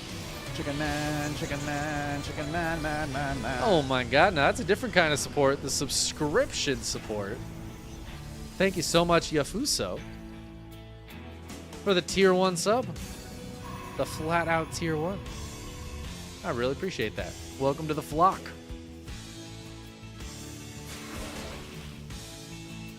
He was going to try to bust his way in. Estrella blocking the wall off here. It's funny, it's the wall with the Twilight Council and the pylon. You're hoping to watch Dark versus Cure or Time. Unfortunately, we have missed the start of that. I don't know the score of Cure versus Oliveira, but Oliveira did win that match and is currently playing against Dark. We don't have any English coverage of that right now, so I'm actually going to bug those players for the replays afterwards and try to get into... try to cast Dark versus Oliveira after the tournament is done. This is what I did last week, and it actually worked out pretty well. It was still a lot of fun to cast those games, even though we kind of knew the results. But yeah, still a lot of fun, so hopefully we get to cover those at least in the replays, because I'm sure that match is going to be awesome. If you do speak Korean, Into the Inu is casting that right now. Live in Korean, so there's your option, or you can just keep an eye on it. This is so funny. So the proxy Dark Shrine went down here for Hero, but did Estrella scout it? Is that why he canceled it? Yeah, Estrella scouted it, so Hero canceled it, and then Estrella's like, that's a pretty good idea. And he put down his own Dark Shrine. It's a beautiful thing. Hero wants to push, but it looks like he's gonna take a third base, so I think he's showing push. Yeah, look at that. He does the hallucinated stalkers to make it look like he's getting really aggressive and keep Estrella back. But then I think he's going to expand. I don't know. He just warped in 3 more Stalkers, though. Hero is still threatening. He's threatening so hard. Oh, and he's going to do the annoying thing with the Adepts. Estrella, though, holding on really nicely. Ooh, but not watching the front for a second. Needs to dodge these Stalker shots. Super Shield Battery turns on, and Hero is going to back up. That was a great trade for Hero. And the Adepts are going to be able to get a couple of probes. It looks like just 4, or just 3, excuse me. Estrella says that's a really nice proxy spot. And that was a really nice idea to go for the Dark Shrine. I am going to also put my pylon there and also build a Dark Shrine. But he's not going to cancel it. So Estrella's going to be able to get in with these DTs and hold the phone here. Hold the phone. Hero doesn't have any detection. Oh, Estrella, go in. Oh, he sees the Robo building. He knows. There's absolutely no detection right now. Oh, Estrella. There is a forge, so theoretically cannons could be up or could go up, but they are decidedly not up, and probes are going to start getting hit here. Oh, the Stalker's trying to body block down here. Trying to look at Hero. Oh, but then the probes getting out from the high ground. Only 3 probes going down. This is a lot of lost mining time, though. And hold on, the DTs are working on the Robo, and Robo can't be healed right now. And Estrella's pushing the front at the same time. Super Shield Battery turns on, but no! It goes down! And that's GG. Hero can't get any detection up, and Estrella wins it with the Invisible Boys. What a move! Hero, I can't believe that's really something special. The fact that Hero put down a Dark Shrine, it got scouted, so he canceled it. His proxy gateway got scouted, so he decided to macro. And then Estrella was like, Dark Shrine, huh? Solid plan, honestly. What's that proxy location? You know what? I like it. They say imitation is the sincerest form of flattery, and I mean, Hero should be very flattered. I actually can't believe it. Hero doing such a great job trying to buy time for that Robo too, but Estrella was one step ahead. His next set of DTs he warped in went straight for that Robo, and while Hero was busy microing his probes, the Robo was getting hit. It was getting hit. It was so close. So close, man. I can't believe that Robo didn't get up. I thought for sure that game was going to continue for a while. But no, it does not. It just straight up ends. And now down 0-1 in the semifinals, we have Dragon Kitesy Gaming's Hero, who honestly, he's made it to, I think, more finals than anybody else. He's certainly won more KSLs than anybody else. But he's in danger of not even making the finals right now. His opponent in the upper right-hand corner looking for what I believe would be his first KSL finals. It is Matcherino Esports' Estrella. Up 1-0. Estrella hasn't dropped a map today. 2-0 nice, 2-0 beyond. He's up 1-0 against Hero. Honestly, if he can get to the finals at all, that would be insanely sick. But if he gets there undefeated, I mean, what a day for Estrella, man.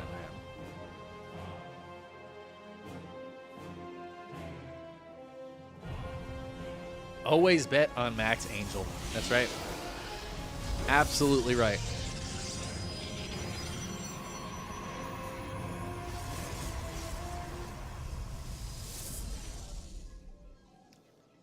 Interesting that Estrella does these gateways back here. He did that in the last game too, right? That's why he had the Twilight Council up front.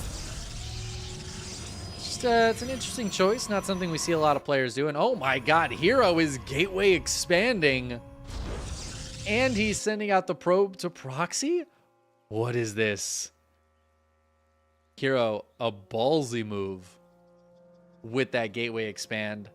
Just assuming Estrella is going to want to macro. Now, Estrella is known for these kinds of moves in PvP, so I don't really blame Hero. Because Estrella is the kind of person who I have seen, not in a while, I think not since like a couple patches ago, but for a bit, he was Nexus firsting against Protoss sometimes. Which is, I mean, that's bold. That's bold. But he's going to go for a proxy.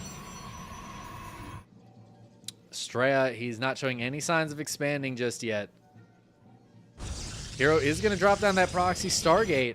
This is such a power move by Hero.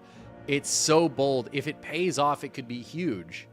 Because obviously having this base up so early, getting it very established, getting a big worker lead, while at the same time harassing with oracles on the other side of the map is going to be so strong.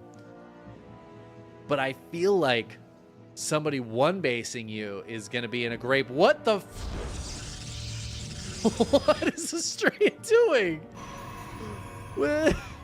He hasn't scouted at all. He has no idea what his opponent's doing. He's going to get over here and see a done Nexus.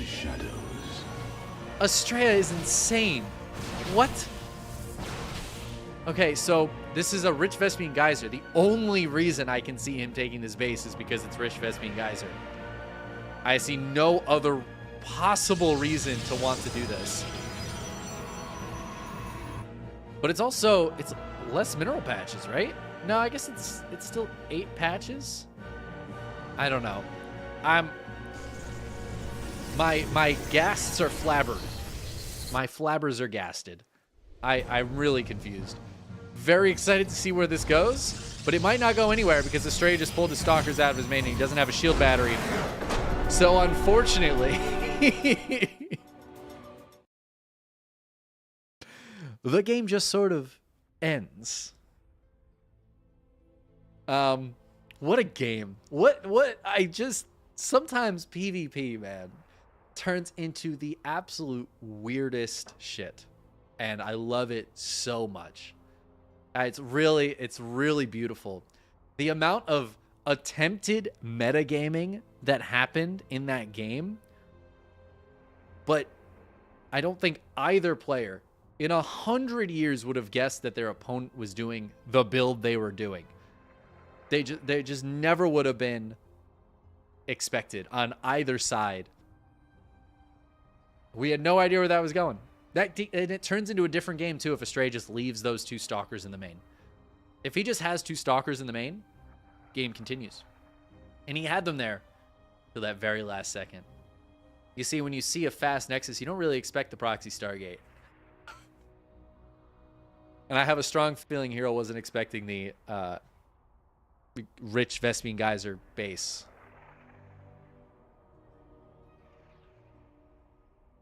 Yeah, PvP is certainly one of the matchups. It really is. All right, well, at least we get a game 3. There goes Estrella's winning streak. 5-1 now. As we get into Hecate. Hecate. Join our players here for the final game of this series. Match point. Spawning in the upper right-hand corner, we have Dragon Kites Gaming's Hero. And his opponent in the lower left for Matcherino Esports, it is Estrella.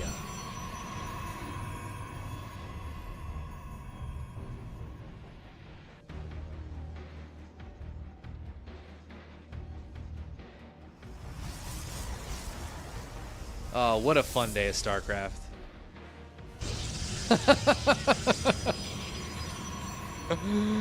What am I looking at here? Estrella, what am I looking at here, bud? What's this pylon missing? What's Estrella's base missing right now, guys? Oh, gateways? Hero scouting the other side of the map, and man, he's gonna have a moment where he sees absolutely nothing in this base. Our pylon is under attack. He sees the pylon. Hero, you gotta go down here. Hero? Okay, he didn't confirm that there was nothing down here, but there is nothing down there. So if he's assuming this is a proxy, he is assuming correctly. Estrella's gonna try to wall the probe. Actually, no, wait, what is this pylon doing? Oh, I know what this pylon's doing. Is this going to be a shield battery pylon eventually? Or is this maybe just high ground vision? I don't know, dude. This is just something else. Hero's waiting for a cannon rush, it looks like. Or maybe he's just keeping an eye on for the zealots. He doesn't know where the gateways are or how many there are. Straight building another pylon up here. Oh, is he trying to stop batteries from going down? I don't know. First battery's going down. Estrella is running up the ramp.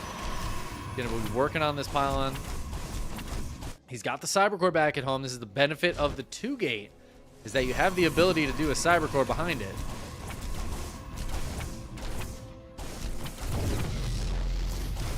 Pylon goes down. There's a backup for Hero, though. He's going to be able to get that Stalker out. Third Zealot is out here for Estrella. This is getting kind of wild. The Zealots are getting in, but the shield battery is done, so the Zealot's just going to go for the probe line. Probes get pulled to fight them so that they can get these kills quicker. I think only one probe went down there. High ground pylon looks like it's going to go down. Estrella trying to get some Stalkers out right now, but I don't know. This is a tight spot, and Hero has recognized that these gateways are right here. Oh, and he's going to jump on this Stalker, and he is going to get that kill. This has not gone well for Estrella. It looked all right from the start, but now all of his production is right here, except for, of course, his proxy Stargate, which is down here. But that means he has no production back at home, except the Robo he just put down. So yeah.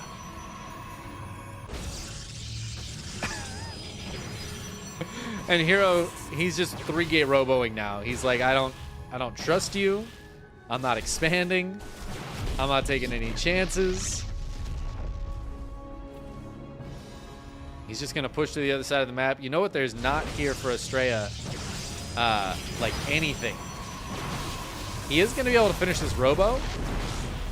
But can the Stalkers get some kills in the meantime? This is the only shield battery. And the shield battery is going to go down. The probes, they get a surround. Whoa! Oh, he tries to body block the Stalker. He doesn't quite get it. And the one Stalker lives with 2 hit points. Look at it go. An Oracle on the way for Estrella. And Estrella going for a Robo Bay on 1 base. Or Hero, rather, going for a Robo Bay on 1 base. The Immortal's about to pop. 2 Adepts warping in as well. Oh, but 6, 7 probes going down. These Stalkers one-shotting the probes. The probes and the Immortal going to be able to clean this up. 13 probes getting killed, though. Straight down to 11 workers. He needs to get a lot of damage done on the other side of the map. Can he do it? Oracle's about to pop. I don't think Hero's going to be expecting the proxy Oracle. Where's the Oracle going? Oracle needs to kill so many probes. There is a shield battery out here, but the Oracle could get the kills. Hero's in here with the Adepts. He's going to try to get these kills. Oh, he's got some sentries here as well, and the Prism is here. Oracle on the other side of the map, not going to be able to get the job done. And it looks like Hero gets the 2-1 victory. Estrella starting out so strong and so close to a KSL Finals. He could taste it. We could all taste it. I was ready to taste it. But Hero says, no. This is my tournament. I will be the one fighting Dark or Oliveira in the grand finals. That is what I do. And he gets the win. GG. What a PvP. That was actually insane.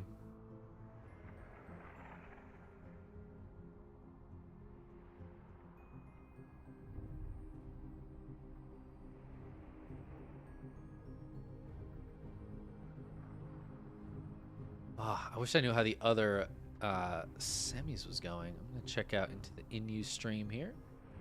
Oh, they are on game 3. It looks like they're pretty early into game 3. Oh, I need to get these. I need to get these replays. Replays. I have to bug some players for replays for sure.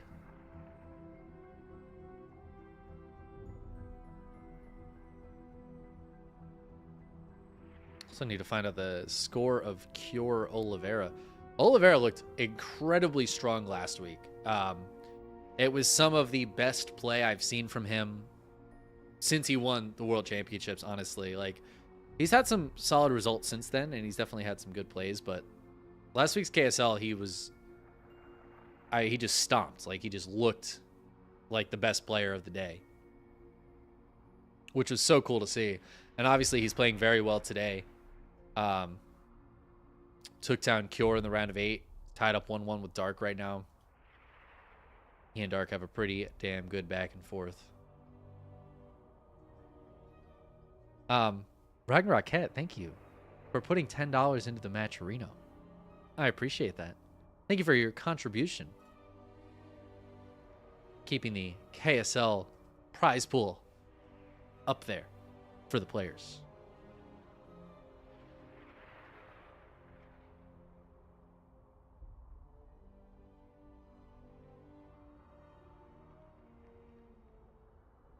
So it looks like we're going to be waiting for a little while, though. So I apologize. Yeah,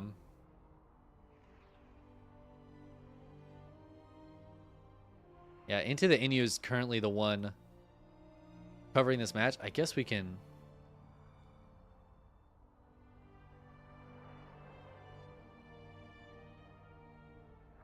watch on his here. All right, hold on.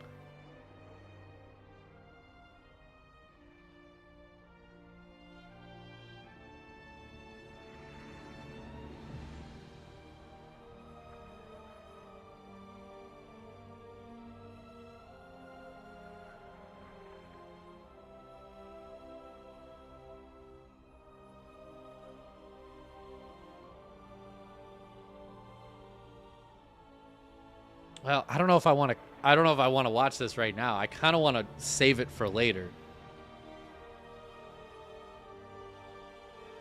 And just wait. You know what I mean? Do we want to spoil what happens in the series right now? Yeah, my plan is to cast it afterwards. I'll just get the replays from Into the Inu. I feel like waiting is the way to go. And we'll just chill for a couple minutes. You know, get some more water. If you guys want to watch it on Into the Inu's channel, feel free. But I kind of want to be surprised, personally.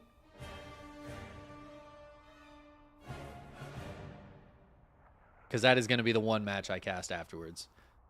They had such a sick match last week, man. It was so good. And I'm sure this one is just as good.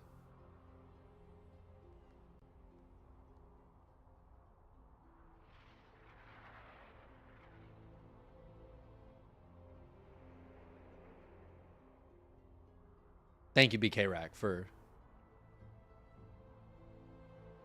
being on the same page. Where is Ooter? That's the question.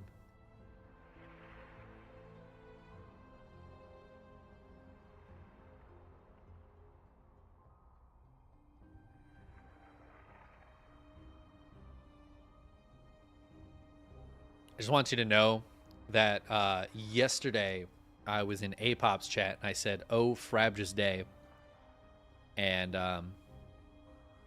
yeah, I just thought you should know that. I thought of you, Kalukale.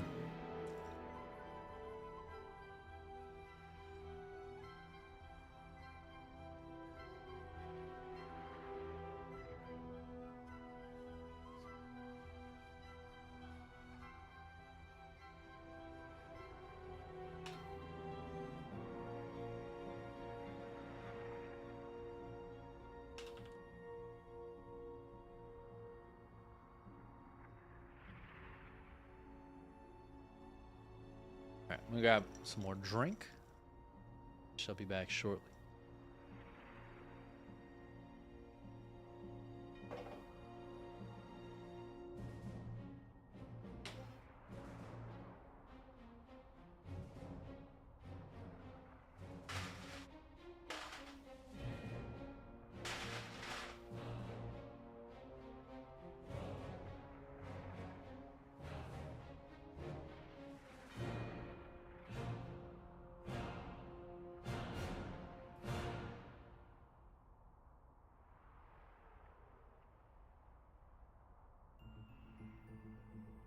Yeah, it was a Frabjous Day, because I found out yesterday that I am in fact getting a cat on Monday.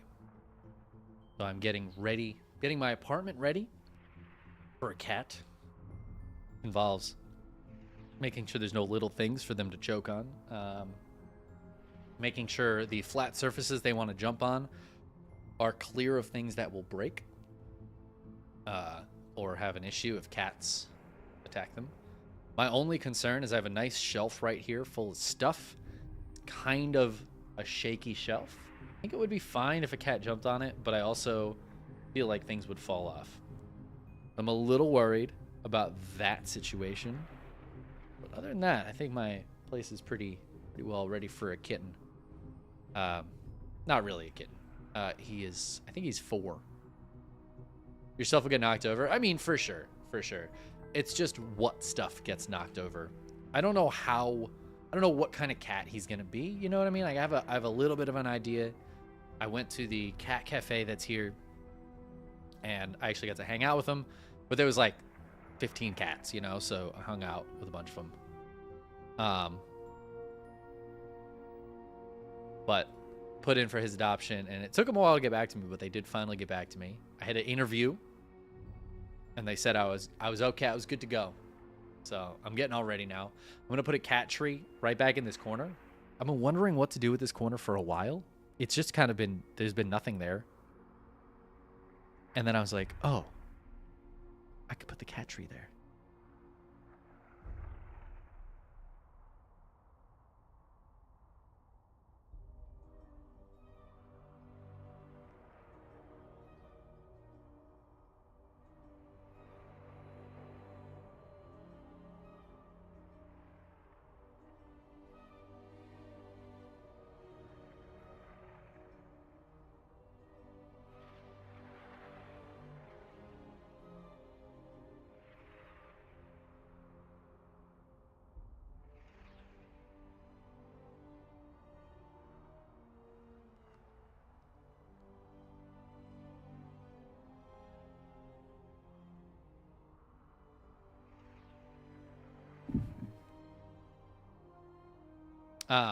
But yes, I would love if he finds a good spot, I'll set up a cat cam for sure. I have 2 webcams I never use that are available for that. I will set up a cat cam if he finds a good spot.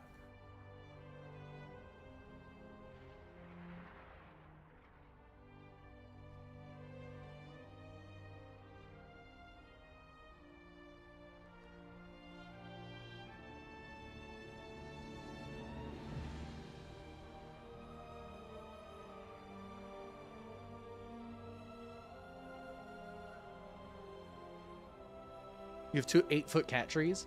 This is not an 8-foot cat tree. It's going to be a very small cat tree. It should be big enough to see from this position right here, though. And if he sits on top of it, you'll just be able to see him the whole stream. So, you know, I won't even need a cat cam. He'll just be right there. I'll set one up anyways, though. If he sits in the tree, I'll put one, like, right next to him. Don't worry, I got you guys. I know you don't want to look at me. You just listen to my voice while he's there.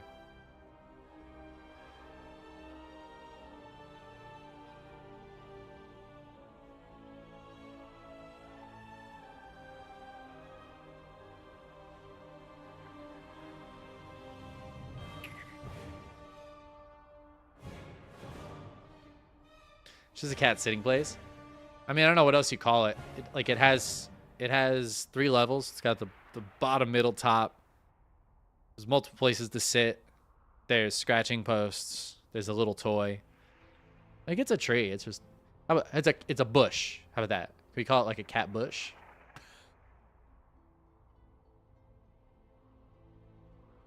All right, so you're gonna be shocked to know that our finals is Hero versus Dark. I know this never happens in KSL.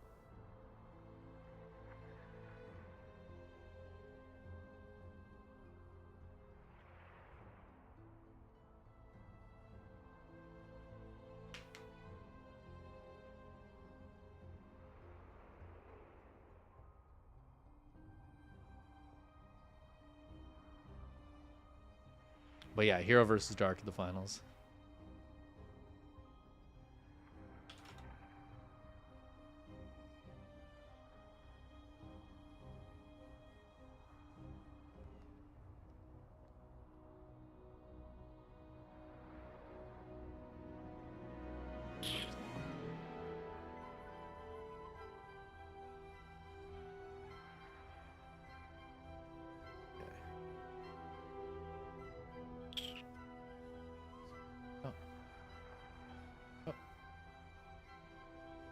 updates quicker than me. All right. Adopting an older cat is cool. I mean, he's only like 4, so you know, he's not that old.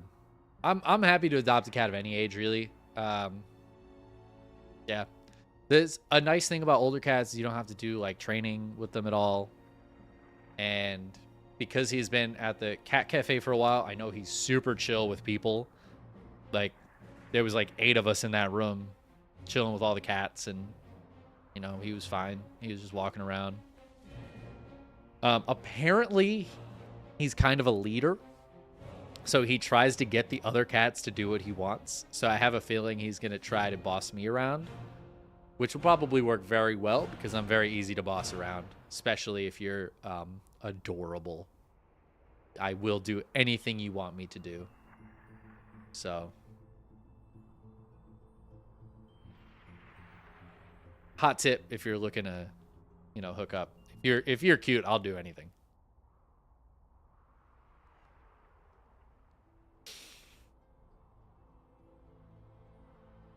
Food, warmth, and cuddles. Yeah, I mean that's all I'm looking for too. Really, that describes life right there. No, he's adorable. I'm really excited to have him. His name is Officer Everything Bagel because fantastic name, and I'm certainly not going to change it. I'm very stoked. And we are going to hop in to the grand finals. It's finals time. We're here. It's been a great KSL so far. And how else could it end but with this match? Is there any other way? I think this might be the only way KSL ends anymore. This is it. Spawning in the lower left-hand corner of Solaris, we have Dragon Kitesy Gaming's Dark. And, of course, his opponent, his teammate, the one and only Hero, spawning in the upper right. These guys have played so many finals against each other. I think this might be 10. This might be their 10th KSL finals against each other. It's either 9 or 10. I start to lose count. It's crazy because sometimes you'll have a tournament where like one player makes it to the end a lot, and both of these guys have made it there so much. But the fact that they've played against each other, I think the only thing that really rivals that is how often MaxPax and Clem meet in the finals of the EPT Cups, Europe and NA. It's crazy.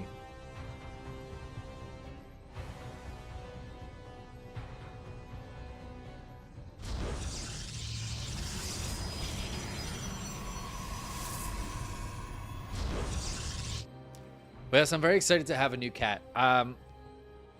Yeah, we're gonna try to get him as adjusted as possible. I don't live in a very big apartment, so there's not like a lot of new space to get used to. He'll figure out the layout very quickly.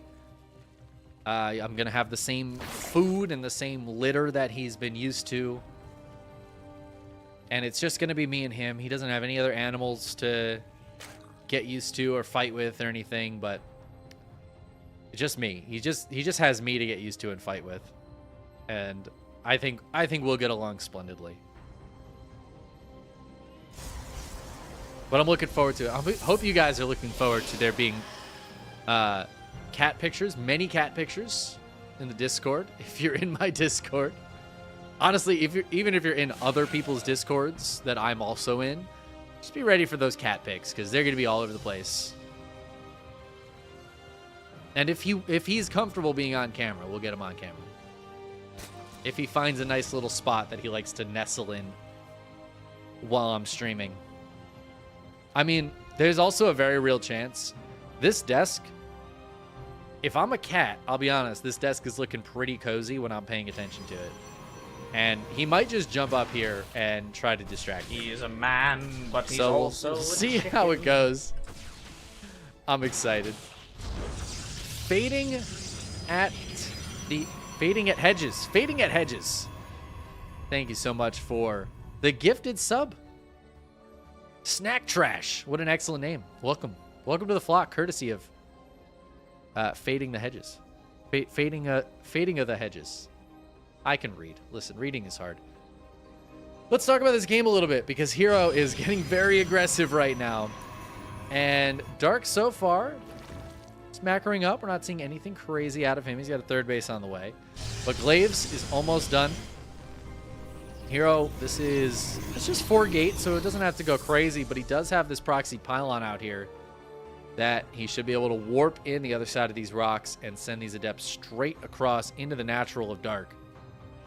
And he is already sending those shades out. As Glaves is about to finish here, this is going to be very annoying for Dark to deal with. Dark needs to make sure he gets enough units up. His Bane Nest is not done yet. Queen standing out front, waiting for those lings to spawn. The lings are needed to chase the shades. Yeah, the slow warp and pylon delaying this by quite a bit. And it looks like Hero is just going to be able to go for an expansion behind it. See if he can get some drone kills.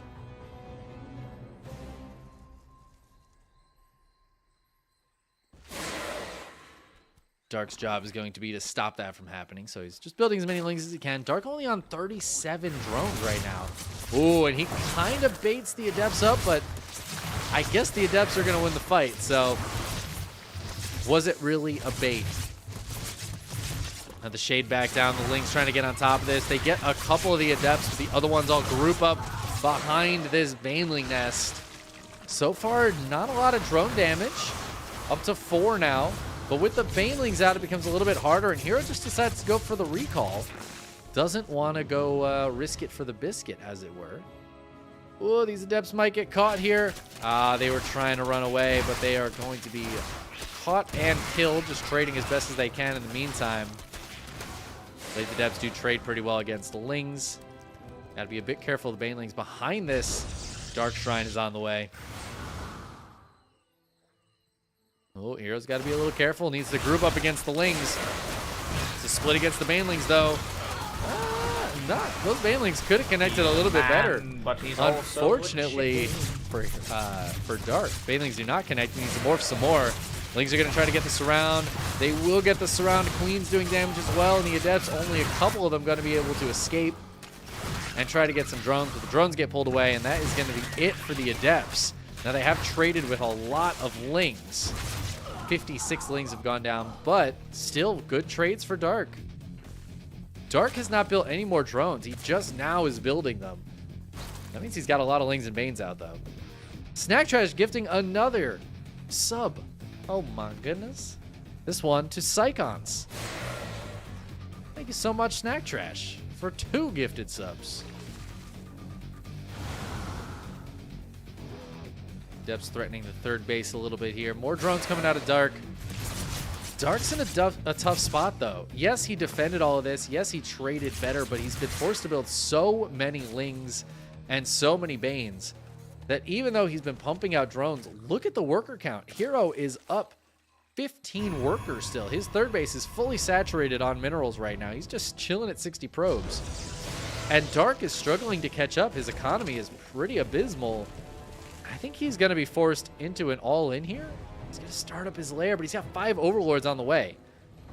Those 5 overlords usually mean it's going to be nonstop roaches from here on out. But I guess he was just close to a supply block, decided to build all the OVs. He's going to keep droning up, and he's so far behind. Look at the economy here. Hero taking a huge lead and just holding on to it. And he's not going to shade into those Banelings. Hero a little bit too good of a player for that. And the DTs didn't end up doing anything. He just morphs them into Archons. He was worried about the counterattack with the Lings and Banes. But you really can't attack into 4 Archons with Lings and Banes. You need to get those Roaches out. And with the Roaches, you need that Roach speed.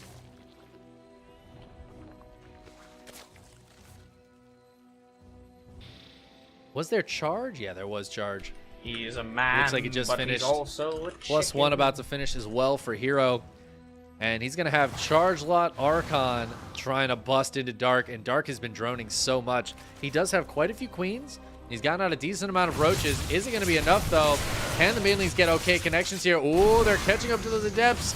They do get some decent ones, at least pushing Hero back for a little bit. Oh, the Adept's going to sneak through, though. Try to get on top of this drone line and target down some of these drones. Roach is forced to handle them. And the queens will push away the archons. So far, a decent job from Dark, but as I say that, 8 drones have gone down. Dark's army is double that of Hero's right now, though.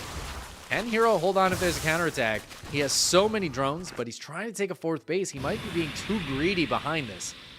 He's so far ahead. But there might be a chance here for Dark to push. It's just his roach speed and +1 are so far away.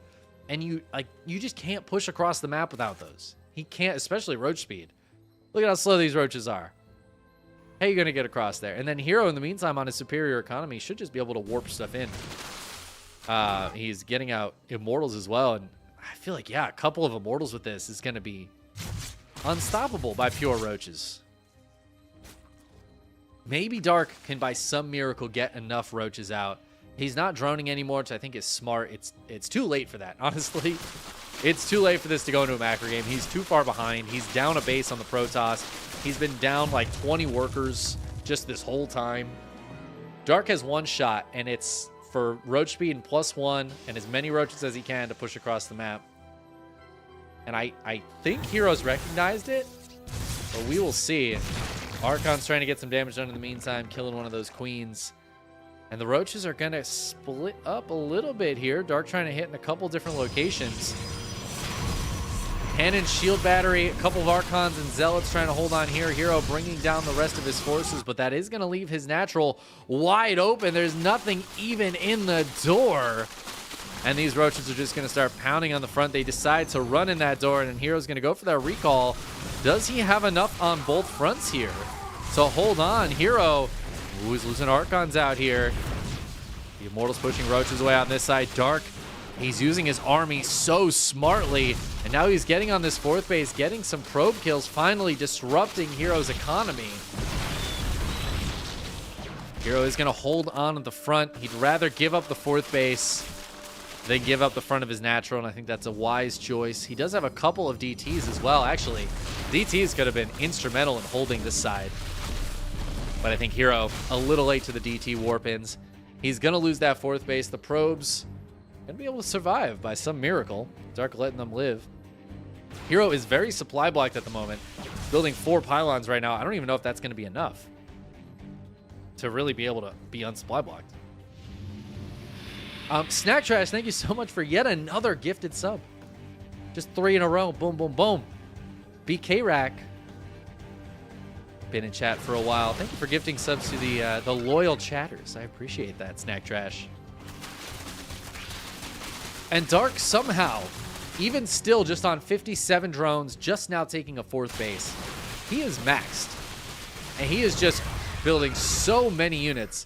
Stalker's going to blink back, just trying to pick off as many of these Lings as they can while they still can. But Dark is in here now. Lings, Roaches, and Ravagers. The Immortal Shield's getting popped.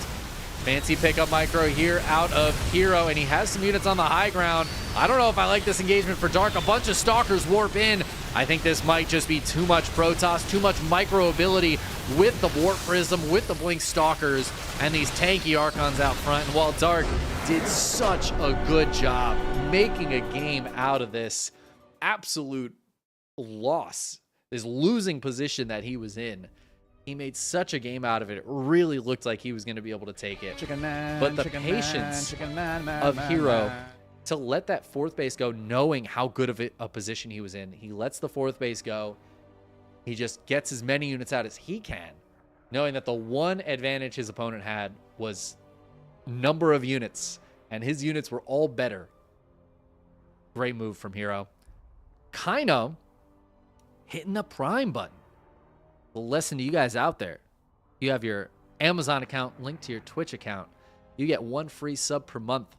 And all you have to do is hit that button. You can subscribe for free to any channel once a month.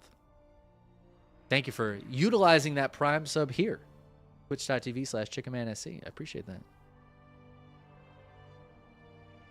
I need love tonight. Take mine and give me some. Much love to you, my friend. Much love. Love all around.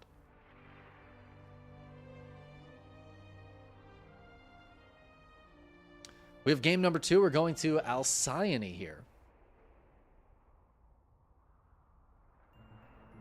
Yeah, what a wild game.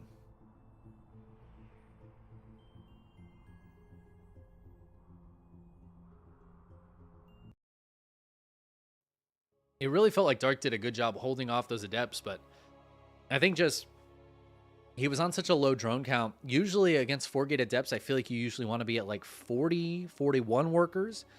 He was at 37. So losing, I think it was 4. Oh man, Chickenman. Didn't Wow. seem painful, but it put him down to such a low amount that coming back from that was very, very difficult. Skatu. Oh my God, Skatu hitting that resub button. 6 months. Take us home. Country Roads in the upper right-hand corner of Alcyone. It is Dark. Not able to take game 1, but this is a best of 5. You know, he's got plenty of time here. His opponent in the lower left-hand corner, none other than Hero. He's a man, but he's can also a chicken. Be our hero, baby. Skatu. I mean, he's the hero right now. Look at that. Just dropping the 5 gifted. He's a man, Going but to he's also Digitoxin. a chicken. Little bit dicey. Bruno Ursa. Huldy 101 and Poriforion. What a great list He's a man of people but to he's receive also a those chicken. gifted subs. Thank you so much, Skatu. Skatu, everybody, is one of the small elite He's a group man, of people. but he's also a chicken. That is the reason we're able to put on the KSL to this day. The reason we were able to start the KSL. And oh my He's a God. man, Or is but this he's happening right also now? a chicken. This is it. This is it. There it is. Oh, baby. Look at what we got. What is this? Now, Dark going for the gold base. Oh my, did Hero just scout that? Oh, he did. I mean, that's huge. He needs to know that there's a hatchery right there. Dark going for the gold base, I feel like is kind of expected. I can foresee Dark builds involving a gold base, right? He's done this a lot. And Hero has done this a lot. I don't know that he's done this in this matchup, though. And I certainly have not seen this on this map. I do not know where we go from here. Hero's got to get some defenses up, and he knows it. Because the moment Dark realizes there's no natural, he's going to get real suspicious. And I have a feeling it's not going to be long before he sends units directly here. And look at that, the first 2 lings. He's like, hey, are you doing the same thing? Oh, hey, you are doing the same thing. He's got ling speed on the way, a bunch more lings being built. He knows if he can get the aggression going on Hero and stop this base from really getting mining, that could pose a real problem for Hero. Now, Hero is going to show up with the Adept. Recalls those probes to get there. I love how the Protoss recalls the probes. Dark just had to run the drones over. And now Dark's got roaches on the way. And he's going to try to bust these rocks down for quicker reinforcements from the main base. And he's just going to try to hit with roaches and lings. And he can walk this queen across. Queen dropped the creep tumor. She is very close to this base now. That's going to make the Oracle a little less strong against this. Hero maybe wishing he had started a Void Ray. I don't think he realized it was going to be roaches, but it's Dark, so I don't know how you could possibly not think it's going to be roaches.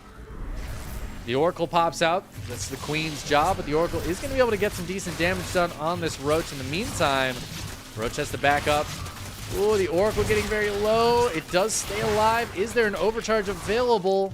There is, and there it goes. The Bile going down onto that shield battery, but it's staying alive for right now. 8 hit points, down it goes. No more healing here for the Protoss, but a second Oracle is about to pop. One of these Queens is very low. He's going to focus down the Queen. He's going to try to kill this one. Probes getting pulled. 4 probes have gone down, but Dark's only on 20 workers. Hero can absolutely afford to lose a few. Warp Gate is finished, and that means Hero can get some reinforcements here. He should have a couple of gates. He's going to warp in a Stalker and dodges the Bile. No, actually he gets hit by the Bile, but he gets the Stalkers in. A new shield battery is about to finish up. 2 more Queens have showed up, though. Dark is showing no signs of stopping. And it's going to be a few more seconds before the overcharge is ready again. And oh, that Bile really hurts. Is there another overcharge available if the main has enough energy? It does not. 2 more gates going down on the main base. Hero desperately trying to hold. He's up workers, but he hasn't been mining with these probes for so long. They're barely mining. And I think Hero's going to evacuate this base. Whoa, where are those stalkers going? They clicked on something by accident. Roach is trying to help out here, but the probes get turned around and fight. The gateway goes down. That's so many probes. And oh no, the stalkers! Oh, and that's it. The gold base is dead. Everything down here is dead. And Hero can hold on up here, but can he do anything offensively? Can he attack at all? Wait a second. Wait a second. The Oracle. Oh my god, this Oracle diving in, getting some drone kills. Dark was only on 20 workers, guys. He had to build 2 spores and 5 drones got killed. He's on 13 workers. That's why Hero's still in this game. He went and got some damage done with that Oracle. Hot diggity dog. And Hero behind this, getting into a Twilight Council and 4 gateways. Nostra Beefs. What a great name. Thank you so much for the fresh, hot Tier 1 subscription. Welcome to the flock, my friend. So Hero's going to try to get into Glaives off the back of this. Dark is going to try to not let him do that. He wants to just start poking up this ramp. Dark has been droning behind this. He still is droning behind this. Hero has no recourse for follow-up, like economic gain here. His only hope is to do damage. He has no other base. Doesn't really have a way to take another base. This pylon looks like it's going to go down. Hero trying to buy some time. Does kill the Roach. That is going to be a dead pylon. Depowers one of the gateways. Oh, Dark moving up the ramp. 3 more Adepts coming home. Going to block these Ravagers in. But are the Ravagers blocked in? Oh my god. They file down those Warping in Stalkers. And that's going to be GG. The gold base versus gold base goes in favor of Dark in that situation. Dark just quicker to the gun, to the draw of getting those units out. The setup for Hero was a little too long. Getting into the Stargate, just getting a couple of Adepts over there. It wasn't quite enough to stop the Roaches, the Ravagers, the Lings, the Queens. Maybe a Void Ray. You know, maybe a Void Ray would have done it. Hard to say. But Dark ends up taking down the gold base, pushing in to the main, and somehow winning that game. I don't think he went above 20 drones that whole game.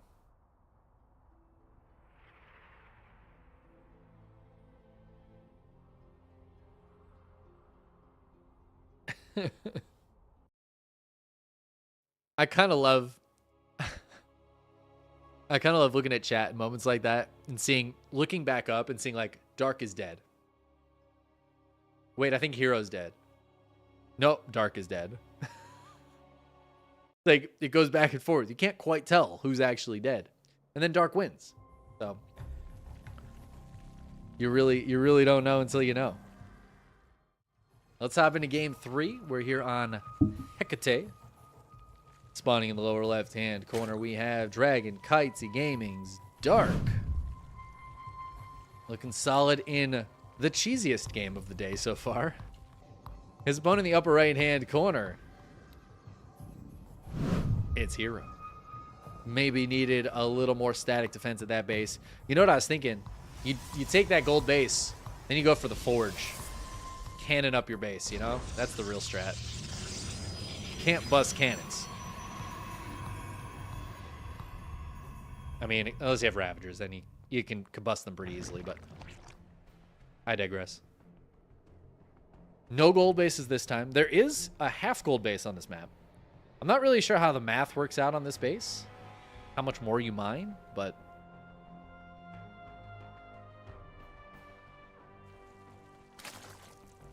you do have the half gold base. Friendly reminder, since we are in the finals, I don't think I've mentioned this at all today. The KSL is a community-funded tournament. It is all thanks to the community that we are able to get this going and keep this going for 32 weeks, including a big Summer Slam a couple of months ago.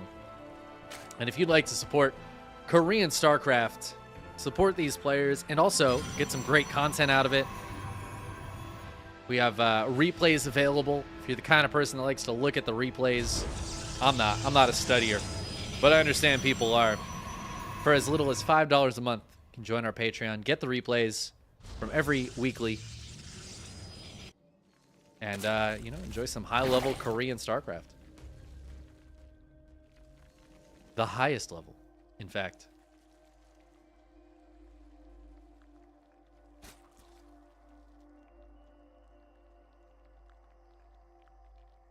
There's my shill for the Patreon for the day. Trying to get as many people in there as we can and keep us going. Right now, we're a little below the goal of keeping the weekly going. So what we have decided to do is to keep the prize pool consistent because that's what keeps the players around, you know. We've decided to take a week off just every now and then, every probably 4 or 5 weeks, just so that we can match up with what we're getting in and what we're putting out. I kind of feel like if we drop the prize pool, a lot of these guys might not be as inclined to play. So just trying to cover the difference there. It's also kind of nice. Some weeks are a little bit rough for players, you know, especially we've got like DreamHack Atlanta coming up. It's probably a good week to take off. So if we can work that with the prize pool, and I mean, I'm going to be in Atlanta, so not going to be able to really admin the tournament anyways. Then it can work out and not be too much of a drag for us. But I appreciate your guys' support. Appreciate you hanging out here tonight. Hope you're enjoying the games. This is what's called filling time while we get into our macro phase of the game. We're just filling time until Dark decides to make like 6 overlords. That's what we're watching for.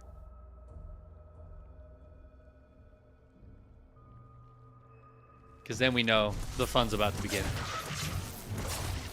Hero getting some good drone kills here, though. Oracle getting 4. That Adepts that got some other damage there. Yeah, a couple of Adepts getting some more damage. Dark down to 29 workers already. And Hero's going to be able to secure this 3rd base.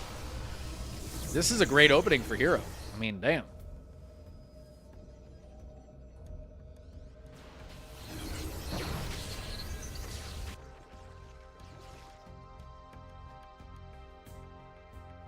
Dark doesn't have any tech. He's just got to keep on droning. He does have 3 queens on the way, so he's beefing up the queens for now. He's gonna play that good old Link Queen style. Who was I casting recently that like barely made any queens? Was it? I think it was DRG. Who I felt like was playing so queenless early on compared to what I see a lot of other Zerg players play. It's interesting how even in 2023 there isn't necessarily one style people have settled on that's like, oh, this is, you have to play this way, you have to do this. As much as pro players will talk about the optimal way to play and stuff, it feels like there's so many options for different play styles to come through. And Hero's gonna go for the triple Oracle this time. I feel like I haven't seen triple Oracle in a minute. Dark might have gotten a little surprised there. Loses a queen, loses a few more drones. Just one more drone before those oracles get shoved away. The nice thing about the triple Oracle is you have a lot of energy for stasis traps. So if Dark does try to go for a big push, lately I've seen stasis wards be used by the highest level Protoss in extremely good effect. Max has used them a lot. I've seen Hero use them as well. Where just you realize attacking in to those invisible areas that you just can't go and you're not exactly sure where they are becomes so difficult. You can kind of see them, and so you can like bile them down, but if you miss one, suddenly you got 30 lings caught or like 8 roaches caught up front. It's so powerful for the Protoss. I've seen a lot of holds where the stasis wards are just everything. Not even just in this matchup. We were watching PvP earlier, Estrella versus Nice, and stasis wards absolutely won Estrella the game.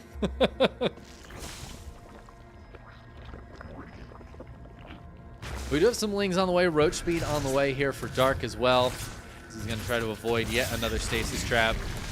Ooh, might be able to get the second Oracle, yeah. Only one Oracle left now for Hero. But now Hero's about to have Blink. He's got a bunch of Stalkers. He's going to go pressure the other side of the map. The Roaches aren't quite out yet. And they don't have speed, so these Stalkers should be able to force a cancel on this base. In fact, Pylon's going down here for Hero. He wants to hit with some close warp-ins. And he is just going to put this pressure on immediately. Some of those roaches have popped. Not a lot, though. Now, there's no +1 on these Stalkers. Hero going to have to be a bit extra careful with them. Make sure to get them out of there. The slow warp-ins, too, making it a little bit more difficult. Oh, some Adepts pathing the wrong way end up dying without getting any damage done. So far, Dark doing a great job holding off against this, not really taking much damage, losing maybe a queen or two, a few lings. But I think Hero needs to get a little bit more done than that, because Dark is just building units right now. Dark trying to dodge his own biles there as he drops them on the ramp. Doing a great job, though. Those biles connect really nicely onto Hero's Stalkers.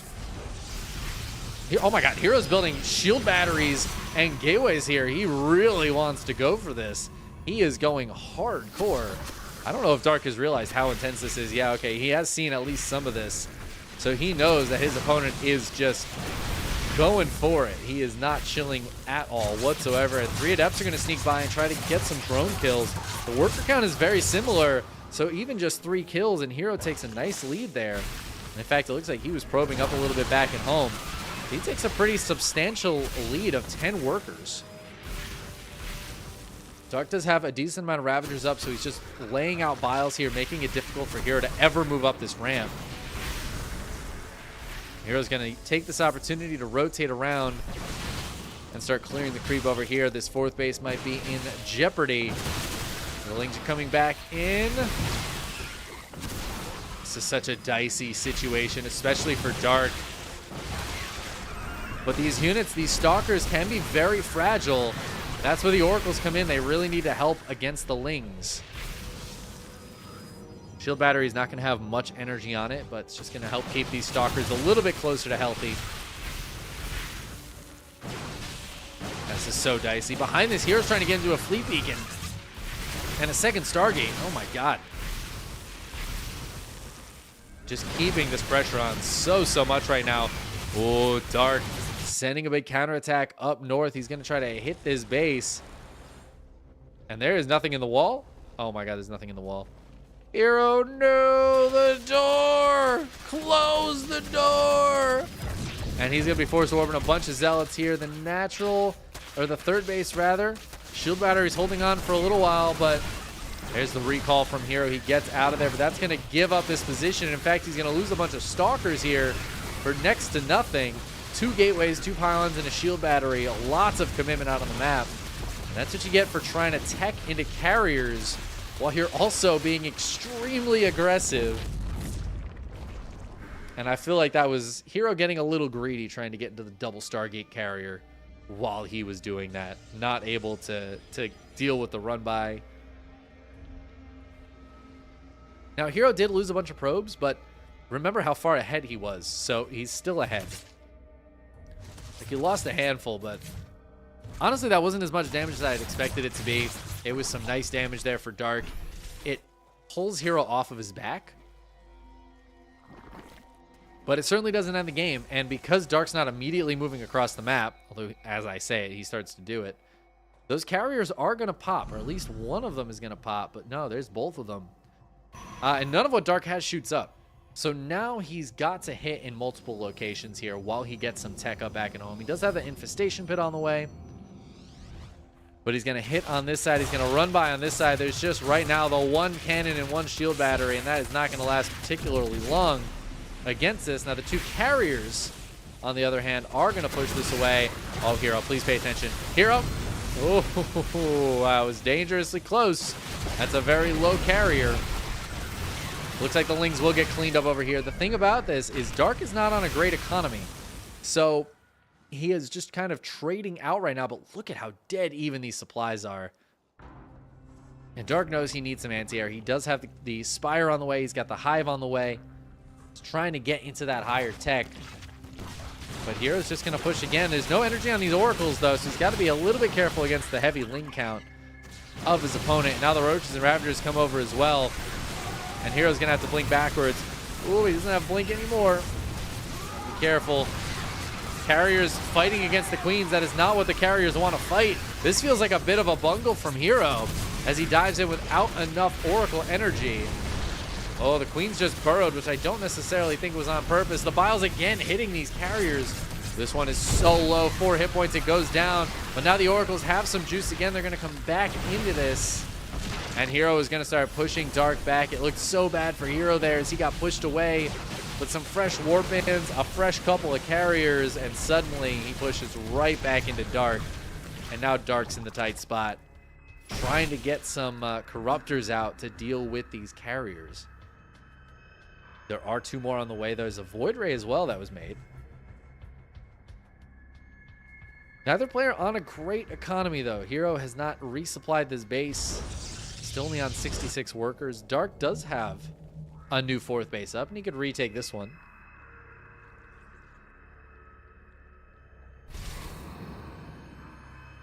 This is getting kind of weird. Dark is also to Hive, so his tech is quite good. Templar Archives finishing up right now for Hero. That is a crucial piece of tech.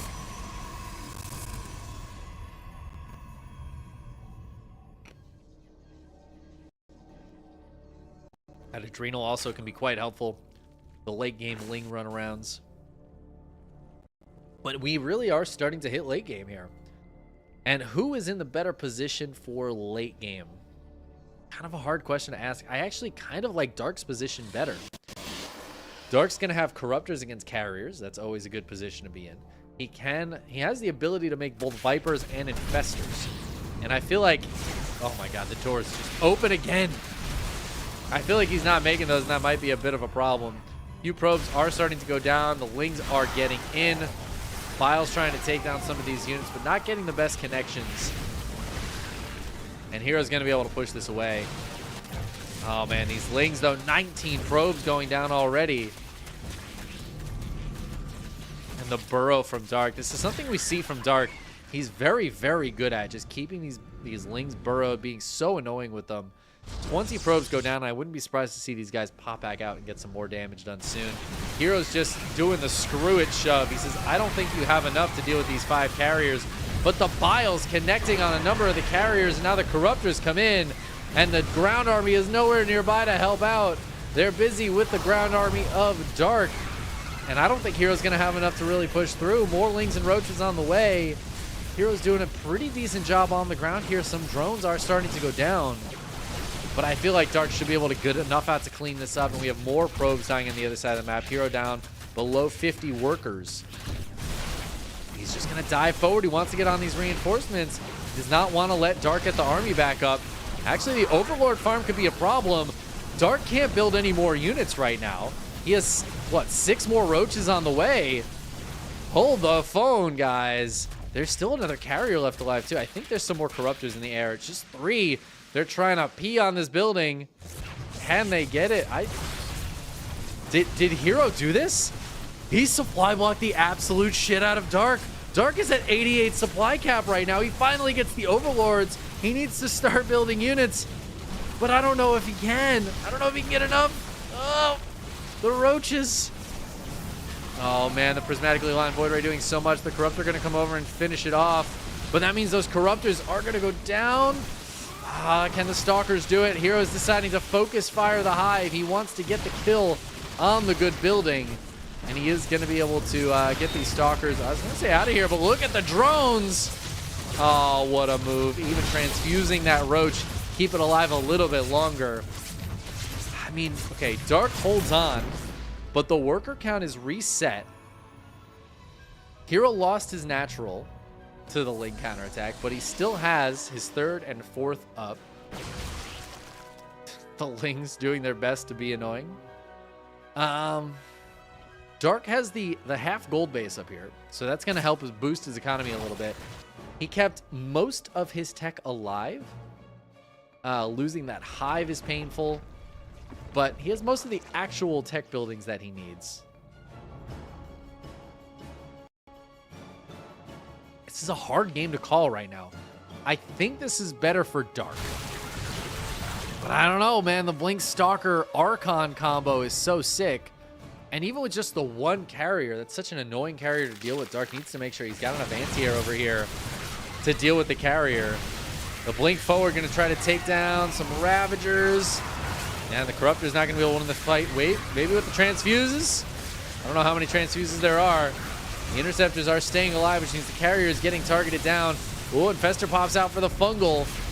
It's going to be the Fungal Bile combination. That is going to be a dead carrier, but Hero starting to push through.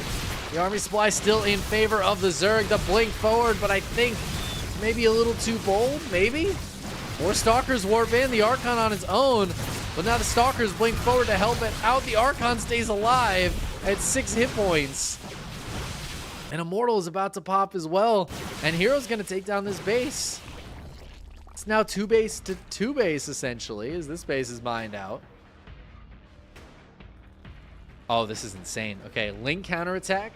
There are cannons and shield batteries at that base, but this base is completely empty and ready to get killed. Super shield battery turns on. That's pretty good, but I don't know. Adrenalings are also pretty good. And so down go all the probes anyways. That is 13 dead probes. Hero says, screw it. I'm going in anyways. He's going to dodge the Biles. Drones coming off the line. Dark is desperate. He's down to 30 workers. He's losing so many. Hero still has 40 back at home, and I think Hero has done it. GG. Somehow Hero pushes through. That was so insanely close. It kept looking like Dark was about to hold. And there's that moment where if the Zerg holds and then 10 more roaches pop out, the next Protoss attack just gets demolished, but it never quite happened. Those counterattacks meant that Dark didn't have quite enough at home to comfortably defend, so it was always so close. And I can't believe Hero actually was able to push through for the win on that one. I thought he was dead for sure. When he lost those carriers, I thought it was over. Actually insane. Also, I don't think Dark ever got above like 63 drones or something like that. Like very low worker counts for a lot of that game. God, these guys always give such good matches. Actually insane.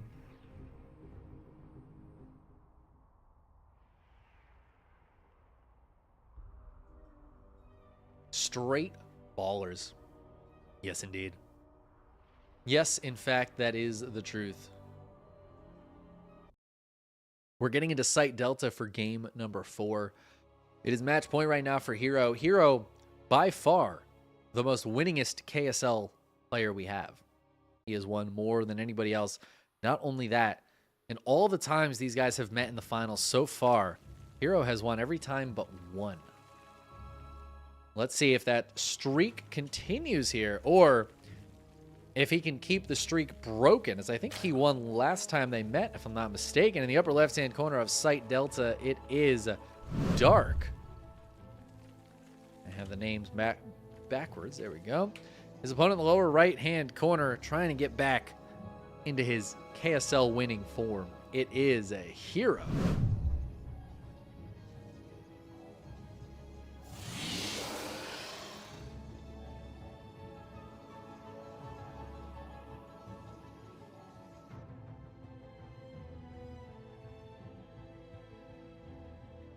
Here we're going to go ahead and block the base, as you do. Ooh, Dark wants the base.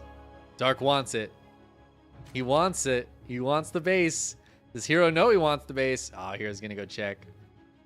Wait, does he want the base? Okay, he wants the base. He also wants this base, though. Okay, Hero. He's like, oh, where's your third base? Where's that hatchery? Want to see a magic trick?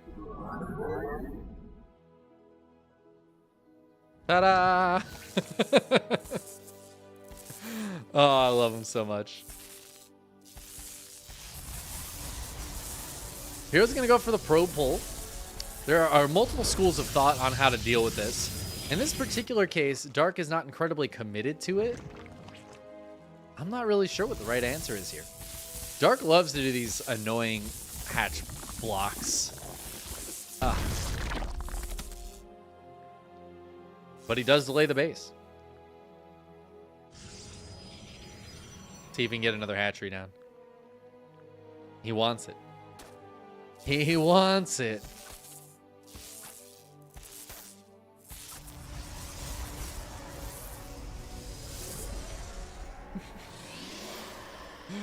Oh man, this is too funny. The probe gets out of there. Nice move by the probe. Wait, what is it? Hero? What? Hold on, Hero. Oh my god, there's no scout in the main. Does he think it's fake? Does he think it's fake? Look at Hero. Sucker! Cannons in your base! Cannons in your base! Cannons in your base! Oh, he's beautiful. He's beautiful. The Zealot's here as well. Just to help buffer, buy time for these cannons to get up. It's going to be 2 cannons. Is that going to be enough? I don't think he's going to be able to take this base down. I think Dark can hold the natural. This is so annoying. Okay, hold on. Hero taking the gas, too. Now, a new hatch has gone down, but Hero's just going to cannon rush the base in his base. You can't base in my base. I'll cannon rush your base in my base. Spinecrawler on the way down. It's a little bit slow off creep, but it should speed up soon. But Hero is going to focus down this hatchery with that Zealot and with that Adept, and now the cannons can focus the hatch down. Ooh, is there going to be a transfuse? There's not going to be a transfuse, and Hero gets the kill on the hatchery. He's going to lose all of this. It doesn't matter. He's gotten the damage done. Killed a bunch of lings as well. This hatch is definitely going to be forced to be canceled. This is a beautiful thing. I wonder if Hero was ready with this if Dark went for the hatch in his base like that. Because Dark does this. This is not an uncommon thing for Dark to do. And so I feel like Hero's been prepping for this. He's been waiting for Dark to pull this shit back out so he can hit him with the Forge follow-up. Oh my god, I'm so happy, guys. I was just talking about how we don't see enough cannon rushes. And then we get GSL, and now we get this. And I just love these players so much. Thank you, Hero.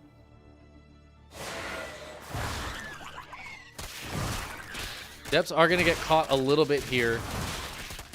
But they'll trade out okay with the Lings. I would say to make this worth it. I mean, I don't know. The Lings are going to be happy to get the kills for sure. Oracle coming across now. See if he can't get some drone damage. More Lings on the way here for Dark. He's only on 23 drones right now. Make that 22, 21, 20. And he's starting to drone up now. But that's feeling kind of painful as a lot of dead Lings. And then remaking a lot of Lings.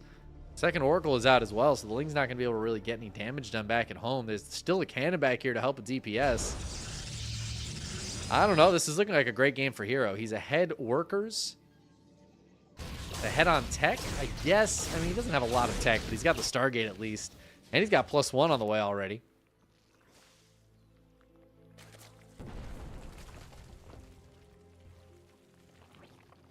Dark drops the Evo Chamber in his main. Is he going to go for something cheeky here? Usually Evo Chamber in that position means like a +1 melee. Try to bust down some walls with your Lings and or Banes. Could go for a Carapace as well and just go heavy on Lings and Roaches. Hero's playing this kind of how you'd expect. Twilight Council, Robo, follow-up. Trying to get into that solid ground army.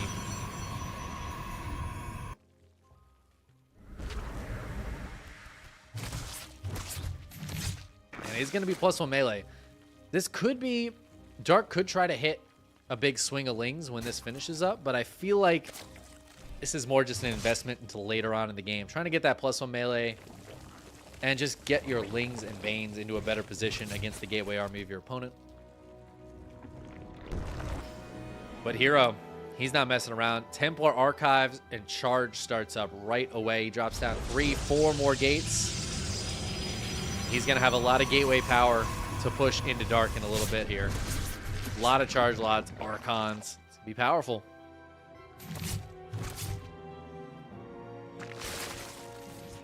+1 melee can help, but I feel like Dark really needs to get into Banelings. He really desperately needs a Bane Nest right now. And I don't think he realizes it. I don't think he realizes he's going to be up against I mean, essentially a big 2-base all-in from Hero, who is building 4 more gates on top of the 4 he already has. That, my friends, is 8 gates. That's the 8-gate. 8-gate charge Zealot with Archons. Hero's going to have an extremely powerful push. The Roach Warren is not done yet. There is no Bane Nest. +1 melee is not done. And Hero, he is moving out right now.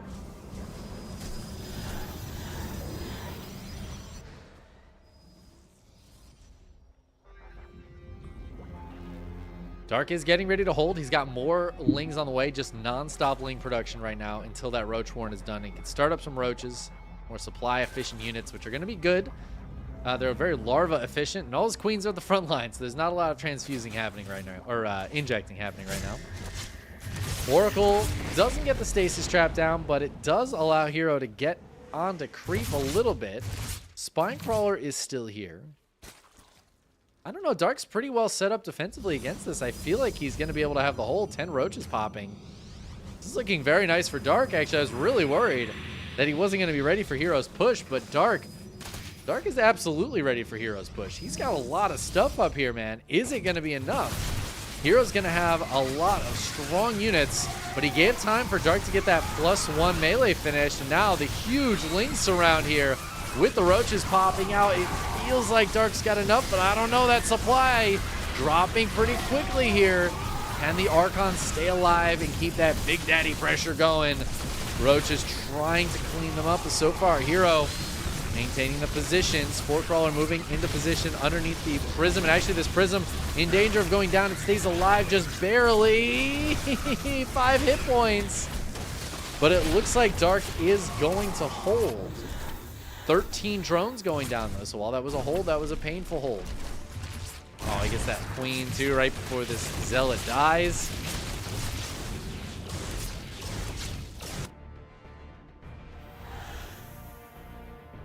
Hero takes the worker lead. His third base is up and running behind this. I don't know, Dark holds on, but still feels like a good position for Hero.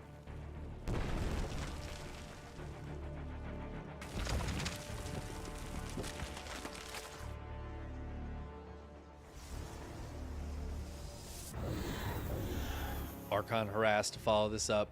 Immortals coming out. Dark's just trying to drone back up, get his economy to a good place. Maybe at least even with Hero.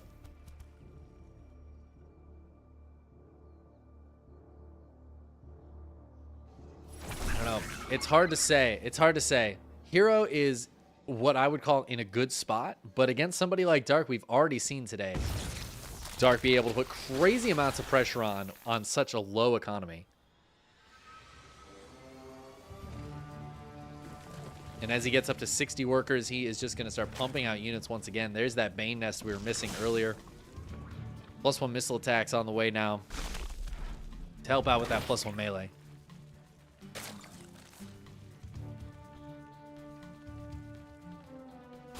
And Dark seems to just be making units for the time being. We'll keep an eye on if he makes any more drones.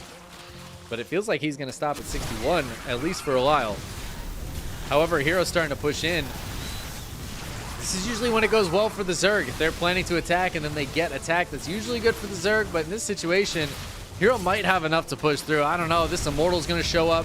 The Charge Load Archon's feeling so strong. This Prism is still here, still alive. Hero does get pushed back, but that is no 4th base for Dark. And Hero's going to start up his own back at home. Keeping the pressure on as well, just trying to poke and prod Dark, make sure he continues to build units instead of droning up. Not allowed to drone up when Hero's here.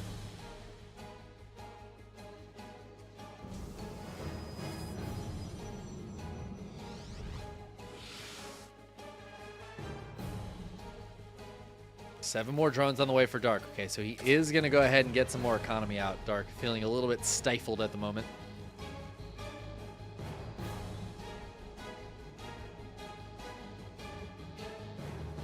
Hero relenting a little bit on the Charge Load Archon as well. He's got double upgrade pumping, actually going for shields and +2 armor. Interesting choices as he gets into was going to talk about Blink, but there's the Fleet Beacon in the second Stargate again. Hero going straight into the carriers again. This is the scary part for the Protoss. We always talk about that carrier transition. You become very weak for a little while. This is a lot of money invested in these first two carriers. The first two carriers are by far the most expensive ones because you have a second Stargate, a Fleet Beacon, and two carriers and all their interceptors to build. So much time. It's so much money. It means your ground army is going to suffer a little bit. But once those carriers start coming out, they become very powerful, as we've seen.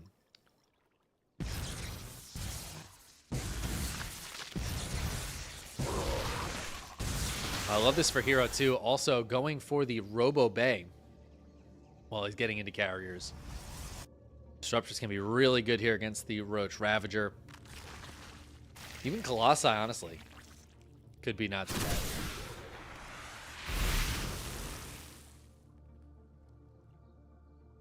They're sending a big counterattack here. Lings and Banes. Hero's got some units right up front, though. We're waiting for it. Prism getting extremely low again. Down to 19 shields. Oh! And here comes Dark. Trying to run in. He does get through, but remember there's a cannon here. Disruptor popping out right now, but this fourth base is the real story here as Dark starts bullying his way through. Trying to bust into this base. Baneling smashing through as well. It's going to be a lot of dead probes. 9, 10 dead workers. But Hero still maintains the worker lead. He gets 5 kills on the other side of the map. And he is going to push this away, not taking too much damage on either side. And now Hero looks like he wants to counter push. He should have both of those carriers out. And I feel like if he pushes with those carriers right now, Dark is not going to be ready for it. He does have a Spire about halfway done. His Infestation Pit is on the way, so he can get into either Infestors or Hive, or probably both. The longer Hero gives him, the better this is for Dark. Well, kind of. He is droning a little bit. But it is still 4 bases to 4. And even though Hero just lost a bunch of workers, again, he still just has more. So it ends up being a pretty even split on the economy.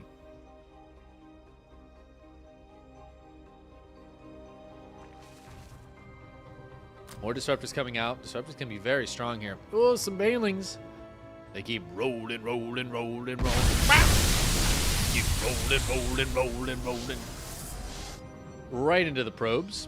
9 probes going down. Hero just immediately replaces that with more army, getting his army to a pretty hefty 140 supply. This is going to be a very powerful push. Dark, I don't know if he's going to be ready for this. 7 Infestors on the way. They will pop with a fungal, but will they be ready to use it? Big surround coming in here. Those Lings trying to get some damage on the backside while the Biles hit the front. Hero, though, not stopping. He's pushing in. The carriers helping to deal with those Lings. Biles going down everywhere. Microbial Shroud hitting the Ravagers. That's going to diminish the amount of damage these carriers are doing, but the ground army might still be too much, and it is. And Hero will push through. So many of the games between these two in this series were so back and forth, it felt impossible to call who was going to win. There was a few times, and I think every single one of these games, where I thought the player was going to win and then they ended up losing. And that was one of them. Dark definitely had some moments in that game, but Hero ends up running away with it. Doesn't lose his advantage that he had, and ends up taking yet another KSL victory.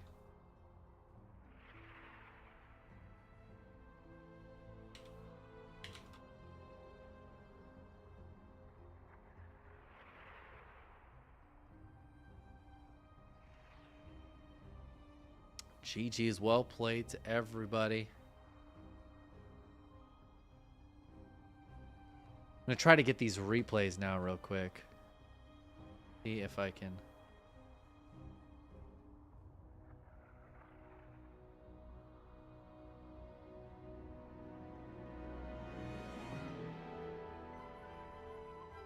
See if I can cast Dark versus Oliveira real quick before we go. Hoisty, I'm going to hold off on that yeehaw as it is about 11 o'clock at night right now. And I know these walls are thick, but those yeehaws are loud.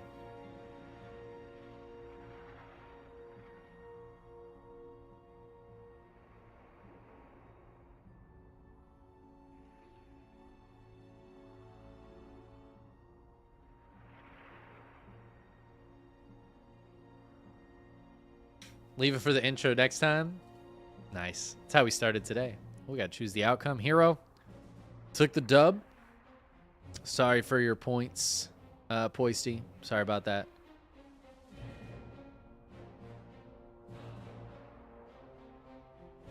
You get them back, I'm sure.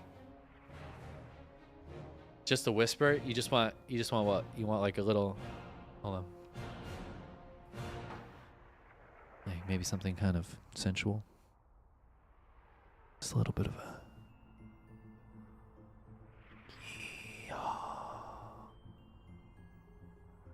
That's a yeehaw and a howdy for you there, boys.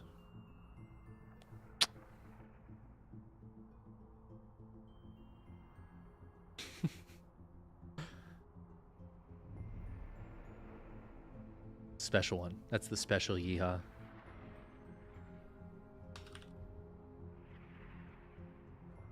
All right, we got replays.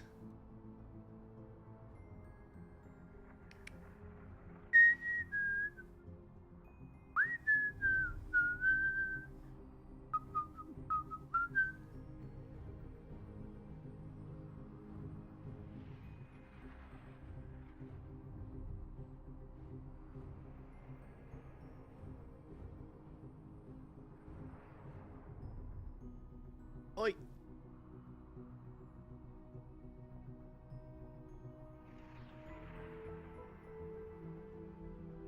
Moving to your city, don't tell my wife. Understandable. Little ASMR yeehaw, you do gotta love it. All right. We can... Let's check this out. All right, I have the map order. And we're gonna cast a little Dark versus Oliveira because... I'm sure it was a banger again. Not going to stay up too late, so I'm not going to try to cast everything tonight. I'm going to have to stay up late anyways to gather replays and edit videos and stuff, which I always do after KSL, but let's just cast this one little series.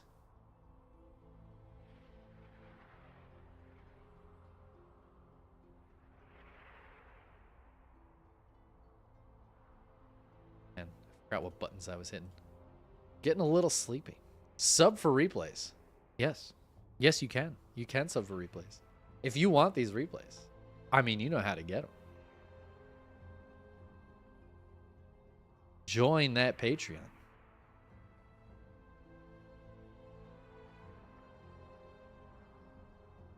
All right. So, do that. Let's do that. I changed the command for the bracket. People don't click on it.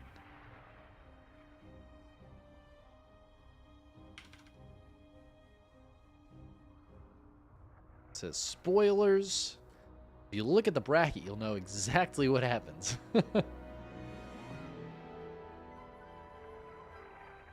Yeah, it's 11. It's 11 at night right now.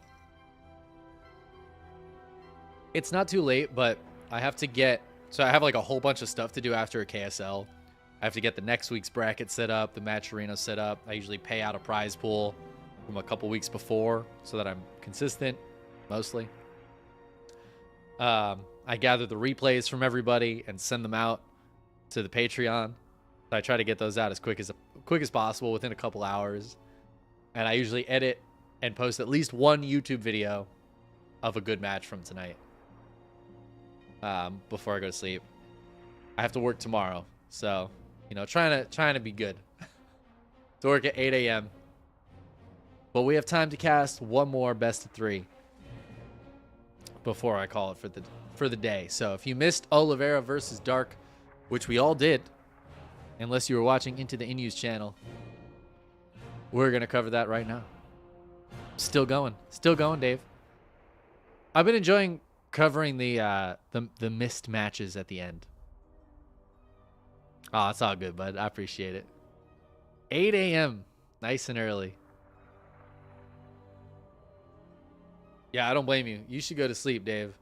I'm talking about how late it is for me here, and it is 3 hours later for you.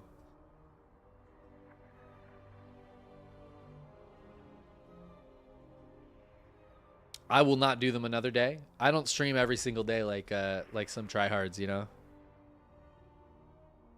But I got to do them now. All right, let me make sure I do this right. Map 1. It's going to be Golden Aura. Let's do it. TVZ. I know these are going to be good games, man. This was the best match of last week. Honestly, one of the best matches of the year. Last week. So I'm hoping we get another good series here. Oh, and we're back on this map. This map was so good to us last week in this exact same match, and I'm hoping we get another banger on it here. We are in the best of 3, the semifinals of the KSL. Spawning in the lower right-hand corner of Golden Aura, we have Dragon Kitesy Gaming's Dark. And his opponent in the upper left-hand corner, his teammate on old DKZ, it is Oliveira, the world champion and the reigning KSL champion too, as he was able to take the win last week. Won, I believe it was in the semifinals over Dark, and then took down Solar in the finals, if I'm not mistaken. Honestly, Oliveira looked just insanely jacked last week. He looked so good. And it was so sick to see him playing at that level that won him the world championships. It was the biggest upset in StarCraft history, maybe in esports history, was Oliveira winning Katowice this year. But when you see performances from him like that in other tournaments, even just, you know, KSL, not the biggest tournament in the world, just a nice weekly we got going on here. But Oliveira showed up and he played out of his mind last week. And it's so cool to see that it wasn't like just a fluke, right? He's not the most consistent player to have in the top of any tournament, but he's always got it in him. It's always in there, that ability to play at that level. And I love to see that.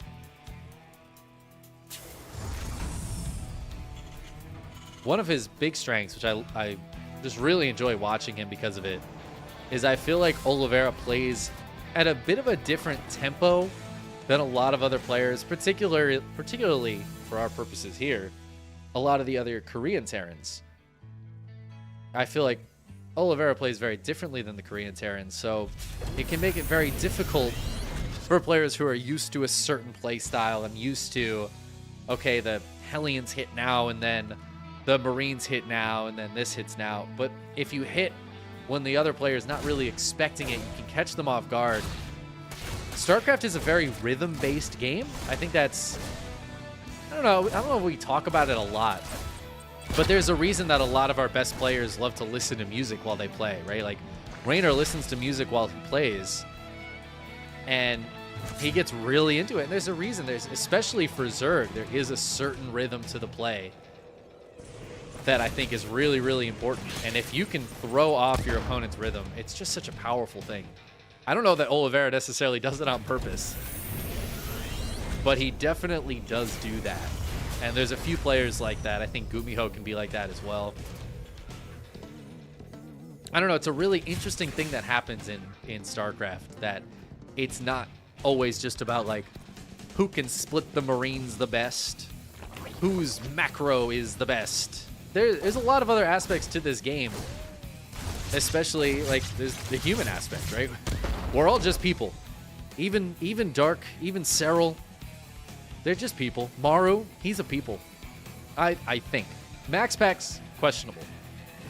But there's a human aspect to it that on any day you can play better or worse. We've seen great performances from players that we don't always expect it from. Oliveira at the World Finals, of course.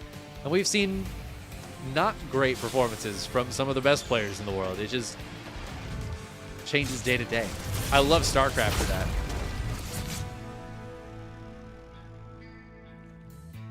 Really shows you how a player's doing. How they're feeling on that day. Especially some of the more emotional players.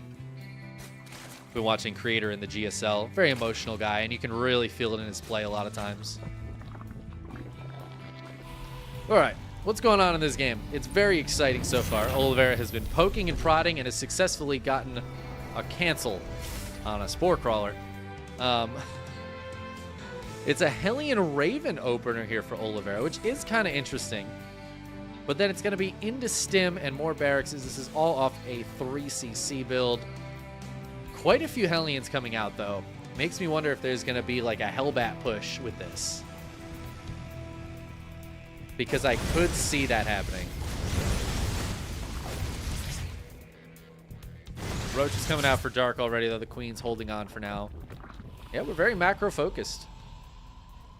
No crazy pressure coming out of either player for the time being. Just your normal poking and prodding from the Terran. Zerg trying to hold him off. Trying not to lose any drones. Dark already up to 67. As he takes that fourth base, just cruising along. The Raven's really nice because it means you don't need to spend scans to kill the creep tumors here. Oliveira just getting some kills on those creep tumors for free. I did not get to catch Gumiho versus Hero. I'm sure that was an absolute banger. Honestly, I was a little sad that Classic ended up not showing up to play. Spoilers for current state of GSL. So if you're not up to date on GSL, mute for like 30 seconds. But a lot of times when Classic and Gumiho sign up, they end up playing each other inadvertently. They play each other all the time in like rounds of 8s in KSLs. And I really was hoping we'd get that because that's going to be a round of 4 match in GSL, and I wanted a preview of it. We didn't quite get that, but I'm sure Gumiho versus Hero was really sick. That is one I wanted to catch. But I know that you cast that, Mr. Dave Testa, so the viewers at home have a place where they can go watch Gumiho versus Hero from this week. Or, if they don't want our annoying voices, I mean, you could always cast these games yourself. Do you think you have what it takes to cast some high-level StarCraft? Well, I'll tell you what. You sign up for that Patreon, $5 a month, you will have more replays than you can cover of the best Koreans you've seen. It's actually one of the ways I started getting into casting was Alima League, who is essentially the precursor to the KSL in a lot of ways, where we got the idea to start a Patreon, and they used to run a weekly Korean-based StarCraft event with a Patreon-funded. Anyways, they would give replays away, $5 a month. Again, it was a good idea, and I liked it, so we did that.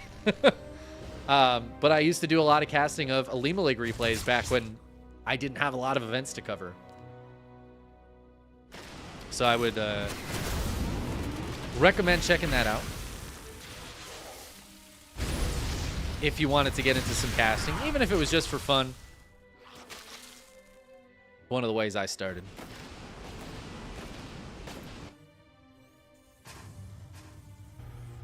It's actually funny. One of my oldest, I don't know if it's a YouTube video or like Twitch VODs that I have saved, was an Alima League cast. And I remember I had just the mustache in that too. And I'm rocking just the mustache now. It's ironic it comes back to you. How the mustache comes back. There's still not a lot of action in this game. I mean, Oliveira is kind of poking and prodding, but the trades are so low. We're under 500 resources lost 8 minutes into this game. This is very passive. Oliveira is finally now going for a big push, but Dark has had so much time, and man, you do not want to give Dark 8 minutes of free time. I am a little worried for Oliveira. We have seen his pushes work very well in this situation, but Adrenal's on the way. There's Vipers out already. That's a big anti-armor missile, but the blinding clouds are huge here as Dark pushes in. He's going to bile down these tanks. The Marines doing their best, but the Roaches and Raptors just going to push forward. The Lings will force the lift up, and Oliveira's push did not work. Dark holds solidly with a massive army still here underneath these medevacs, stopping the drop-offs. And I think Dark just moves across the map. I feel like he just A-move here. He's even got Ultras on the way. Yeah, I think Oliveira just gave Dark way too long. The Hellions didn't commit.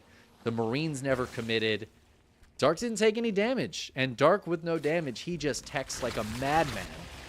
And now he's going to have these full energy Vipers again. He's got Adrenal. He's got Adrenal before 2-2. His Chitinous is almost done. Well, that's about half. He's going to have Ultras out. I don't know if Oliveira is going to be able to hold a maxed Dark. Trying to dive in on top of him. Dark is just going to be able to throw units at him. He's up to 5 bases. Doesn't have a huge worker count. So Dark might have to be a little bit careful here not to overcommit. But he is just going to go in. The Baneling smashing through the wall on the high ground. Getting a handful of SCVs. And also supply blocking Oliveira. That's incredibly annoying. Drops the big supply depot here right at the front. Then Dark just rotates around. He's going to try to hit on this side now. Planetary and 2 tanks here are going to make this a little more difficult. But Oliveira unsieging, not realizing there's a push here. Oh, no. They might circumnavigate each other a little bit. The Baneling's going to spot this coming. But Oliveira just out of position to deal with this. Another big anti-armor missile going down on these units. That wasn't maybe the best fight for Dark. His supply drops very significantly, particularly his army supply dropped way down there. But he kills 15 SCVs and kills the 4th base, putting Oliveira in a terrible economic position right now. He needs to just push across the map. It's 3 bases to 5 with a 6th on the way here for the Zerg. And Oliveira kind of just has one shot, one opportunity to bust through this. Dark is waiting with a flank. It's Ultras, Roaches, Lings. And I think this is going to be a very painful fight here for Oliveira. Let's see if Dark can get it done. He dives in on top. The Marines are pulling back, and it looks like Oliveira is going to be able to hold this position. The 3 siege tanks doing a great job. Oliveira staying off creep. And Dark's going to have to pull everything back up to the high ground. Oh, that went a lot better for Oliveira than I expected. And Dark's economy is not as good as you kind of would expect a Zerg at this stage of the game to be. He's going to go for a big counterattack. There is not nearly enough here for Oliveira to hold on against this many 2-2 Adrenal Lings. But Dark's going to engage at the same time. Where are the spellcasters? Where are the Vipers? They're gone. Oh, God. Oliveira is really pushing. He's got nothing back at home, so he has to get game-ending damage done with this push, because he is just ravaged on the other side of the map. I mean, it's only a matter of time, honestly, before Dark breaks through this wall, even, it feels like. But if Dark can hold on, he will be just fine. He's coming back in. The Ultra from the backside. Biles taking down the siege tanks. The Liberator doing the best it can, but it's not gonna be enough. And Dark just has a little too much. He pushes through and takes game number 1. It just felt like Oliveira gave him too much breathing room early on. And while that final push did feel very strong, Dark was very smart to be patient about it. Just tried to take the good fights, retreat when it wasn't going super well. Didn't end up throwing that game. And the counterattack with the Lings just really sealed the deal there. I think the Vipers must have gotten killed at some point. Those were crucial units that he ended up losing. And he's able to hold on anyways. All right. Game number 2 coming up now. Hey, have a good night, Skidoo. Thank you for hanging out. I appreciate it.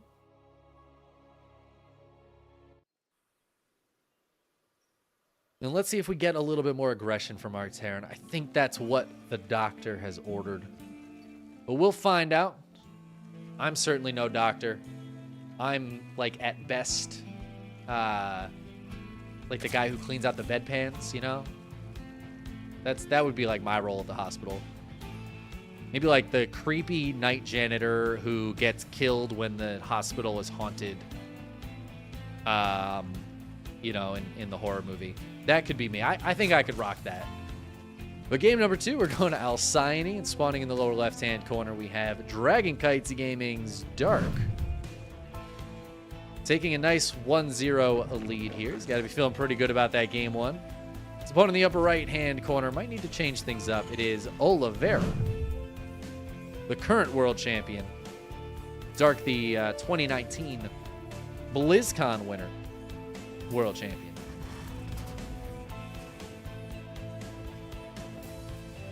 Lots of world champions going on.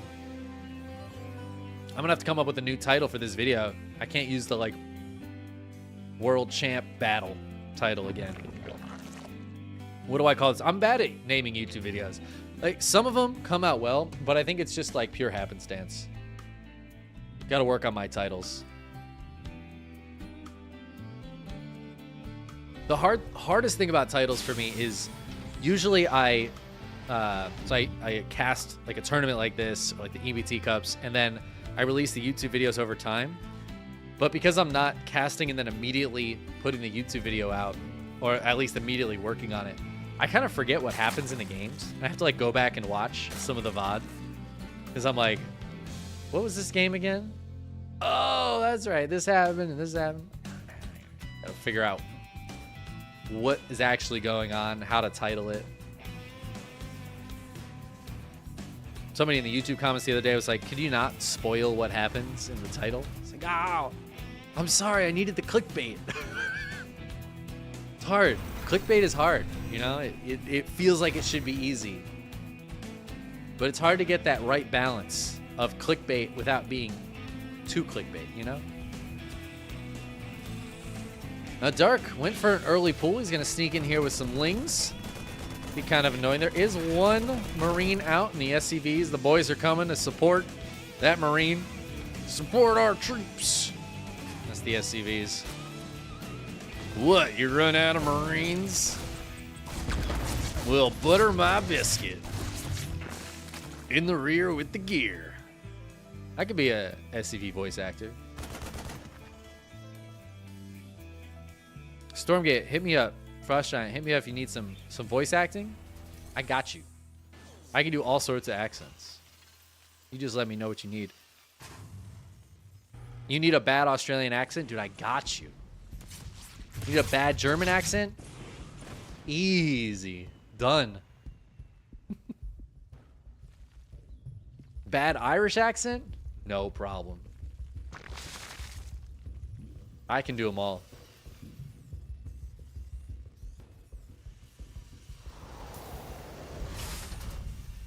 Interesting, we have a Cyclone here at Oliveira. He might be worried about a follow-up Roach Warren. The Reaper is going to scout the Evo Chamber coming up, and is going to see there is, in fact, no Roach Warren to be worried about. So this is a nice follow-up scout for Oliveira. Ling speed's done, but I don't think there's any Lings out. Yeah, there's 5 Lings out. We're heading across the map. Okay. We're going to get one SCV. Oliveira's hiding up in the main base.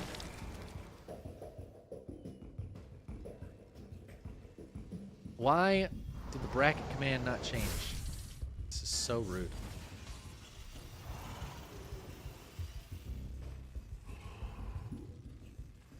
The bracket, if you're in Twitch chat, contains spoilers. Be aware before you look. Might be too late for you, I'm sorry. Let's hear the BC impression. Ooh, Battle Cruiser Operational. What else does he say? It's been a while since I played BC. Man, I need to play Terran again. Let's play some more StarCraft. Who called in the fleet? Right? I think he says that.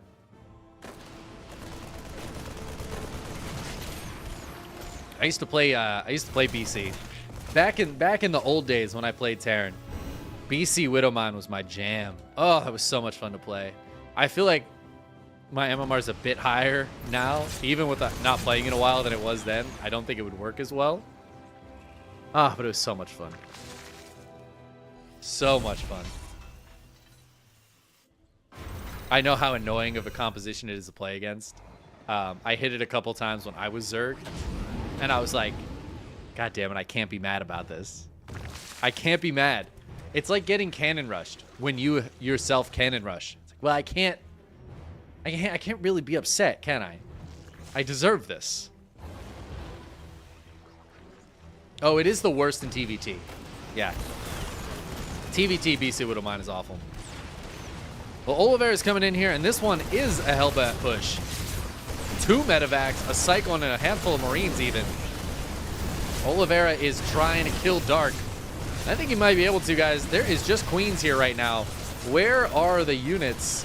There are Lings counterattacking, but the Hellion reinforcements are good. The wall is strong.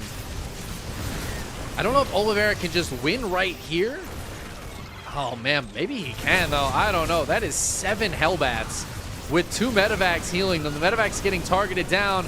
Oh, my God, but those Hellbats just doing so much damage. The medevacs finally fall, but that means that these units are going to get the kills on the Queens. The Cyclone finishes her off. Oh, my God, and the Liberator sieges up. Now these drones cannot mine. This one Queen going to do her duty over here. It looks like Dark is going to hold. This is so painful for him, though, losing all of these Queens. And the Hellions dive back in. The Liberator now as well, getting a few extra kills. Oh, this is so annoying for Dark to deal with. Dark has lost 8 Queens. If we look straight up at the trades, it's so in favor of Oliveira. Even as these Hellbats look like they're going to go down, it's so much lost mining time, too. Huge lead here for Oliveira, who is smart enough not to try to take this third at the same time. He knows that Dark is about to have a bunch of units, and the counterattack is imminent. And if Oliveira just holds here, he's going to be in a solid spot. He's got more production coming up. He's going to be able to get into a lot of Marines very shortly. And that's going to allow him to take this third base, but he's not risking it for the biscuit just yet. Oh, is Dark just starting up a lair? That's brutal, man. Dark loves to tech super quick. A lot of times we'll see him being attacked. And he's got that tech rolling behind it while he defends, but not in this game. That attack was too aggressive. It hit him too hard. Takes a big economic hit, but a big Queen hit as well. And just a huge delay on the tech. Dark does have +1 melee. That's going to help him out quite a bit. His +1 Carapace is on the way, too. But until that Baneness is done and he's got Bane speed coming out, I feel like it's not going to make too much of a difference. Oliveira's trying to come out here with some Widowmine drops. He's got one on the top side, one on the bottom side. Is he going to boost in and drop these mines? Yes, he is. They're going to hit some Queens. They kill 1 Queen. The medevac does go down, though. See if this one can get some damage on the other side. I still like Oliveira's position here. As he gets into a hefty Marine count, he's going to be on Marine Mine. I feel like he does need to get out on the map fairly soon. But it actually looks like Dark, who's up 76 workers right now, might be considering going for a big push of his own. A little hard to say. He's got 20 Lings on the way. So far, these mine drops have not really gotten anything done. Great defense from Dark. Oh, what are these Overlords doing up here? I don't know, but the Liberators are going to kill them. It's not often you see a Liberator kill an Overlord, but going to get that kill.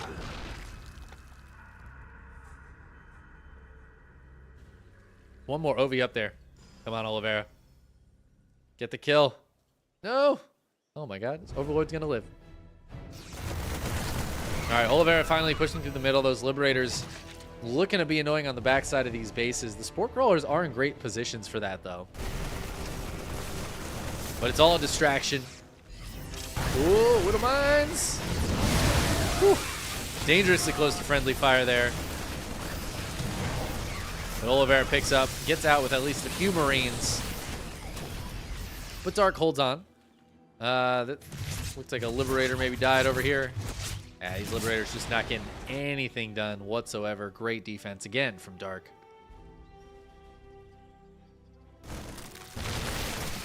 Oliveira doing a good job cleaning up the creep spread, but this is what he really needs is continued pressure. And now he is going to hit over here, and I think Dark is going to get an inkling of what's coming. He sees these units starting to pile up on the top side.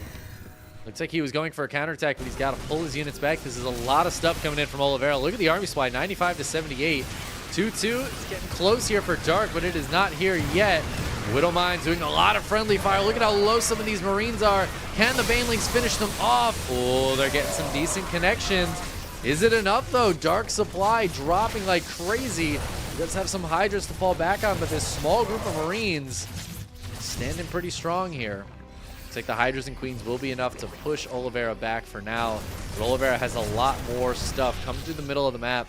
Just Bio rallying across as he takes his 4th base. Worker count is even for both players, and Oliveira, he's just up 30 army supply. This has bought time for Dark to get +2 melee finished, but he has no missile attack upgrades for these Hydras. They don't have their speed upgrade yet either. That's going to make it really hard for Dark to defend both sides, as Oliveira's got that multi-prong coming in right now, coming in hot. Ooh, lifts up into the medevacs. All the Lings will go down to that mine. Meanwhile, the Marines over here fighting against basically just the Queens. Doing a pretty good job targeting them down, but he is going to have to pick up and get out of there. Just a few Marines left over. Ooh, the Hydra's on their own. Oliveira starting to push through on this side. No Ling reinforcements. And Oliveira, he's got another push coming. Oh, hold on. Dark! Dark! Dark! No! Dark! Oh, he wasn't watching. Oliveira pushing through down here, distracting him. And the Baneling landmine does not connect. It had such an opportunity to do so. Maybe if that connected, this game would go differently. But it's looking pretty good for our Terran right now, who continues to push through the middle. And without a lot of Banes, without a lot of Lings here. Oh, look at these Marauders out front just holding the line like some linebackers. This is the offensive line here. As football fans, we got the quarterbacks, or the Marines. Banelings connecting a little bit. But Dark needs more than that. Oliveira pushes through. And that is looking like GG. As Oliveira, the world champion, takes game number 2 and ties up the series 1-1. Dark absolutely getting brapped on in game 2. It's kind of funny. I feel like the games are kind of one-sided. But like game 1 was one-sided for Dark. Game 2 felt a bit more one-sided for Oliveira. It was a very powerful Hellbat push to start things off that I think put Dark in just such a tough spot. And because Oliveira had just had solid macro behind it, was starting to get into a lot of Marines, he had a fantastic follow-up. And that brings us to a game 3. We're all tied up. He's a man, but he's also a and chicken. Spawning in the upper right-hand corner as Skatu gifts a sub to none other than the Brat Man himself, Death SC. In the upper right-hand corner of Equilibrium, we have Dragon Kitesy Gaming's Dark. His opponent in the upper left-hand corner. Sorry, I was muscle memory there. We have Dragon Kitesy's Oliveira. Equilibrium, one of the very few maps where we have upper left and upper right spawns.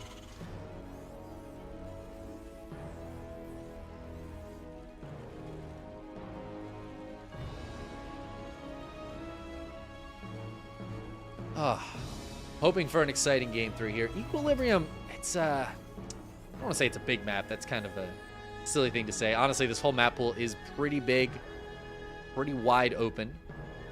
But this map in particular feels very wide. The middle of the map, there's so much space here of just, it's just space. It's just like empty space, pathways going all over the place. I hadn't really noticed how big this map was. In my mind, I compare it to Year Zero, but I have a feeling it's quite a bit bigger than that. Just a lot more area in the middle of the map to fight. You have these pathways up top.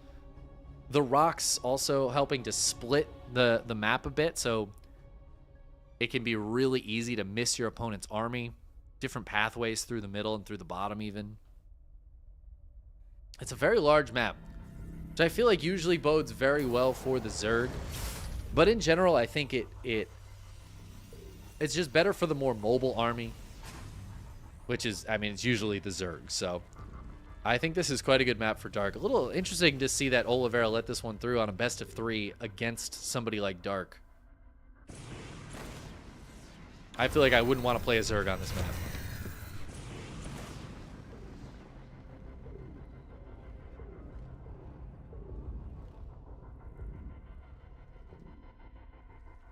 Yeah, and I see you saying that the colors are washed out. This map is just very gray. It's certainly one of the most monotonous or like monotone maps we have.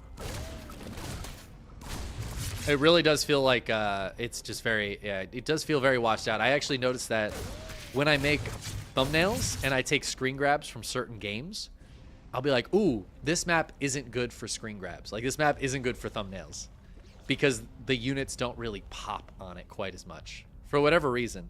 I think it's a lighting thing. I feel like it's like the way the lighting works or something. The units just don't stand out as well on this map. But I have definitely noticed that. I think this, while I like the shape of this map, in general, I like having a map like this in the pool. And Year Zero has given us some great games. We have had some good games on this map. I don't know that it's my favorite map. This might be my least favorite map of the pool so far. Partially because of how gray it is, but also just because of how open the middle of the map is. Just feels like there's too much space here. It's crazy. Like, I am fully zoomed out right now. And look at just how much space there is without any bases. It's so difficult to find a map with this much space in the middle of it.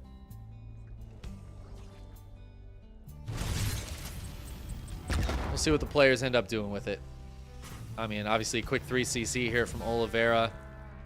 So far, not a lot coming out of either of them. Dark is known for going for some cheeky roach pushes early on, but I think the Cyclone play has really made that a lot harder.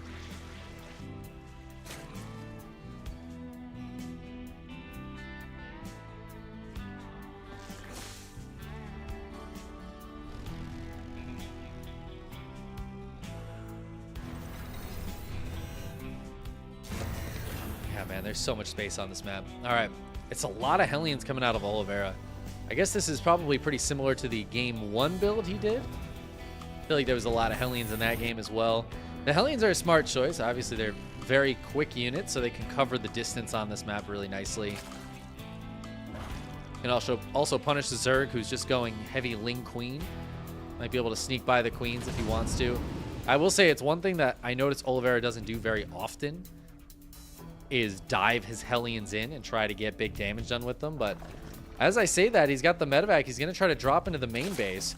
Dark doesn't really have any Lings out right now, so it's going to be up to the Queens to stop this.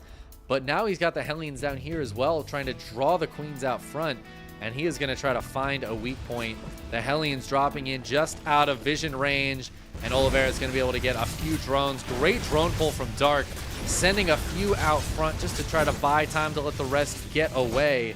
But now Oliveira is getting in down here. Ooh, the 4 Queens down here, though. Going to be able to hold on at least a little bit against this. A lot of drones starting to go down. Whoa, some big hits. Oh, baby, the barbecue. I can smell it. I can smell it from here. The barbecue drones.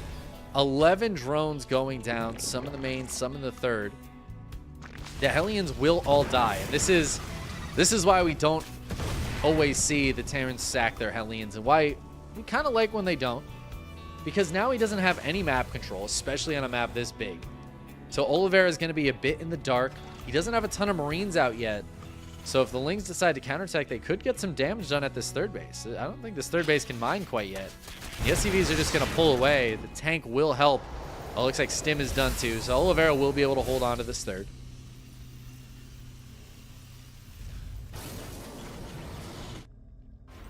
Death showing off the absolute best emote in chat right now.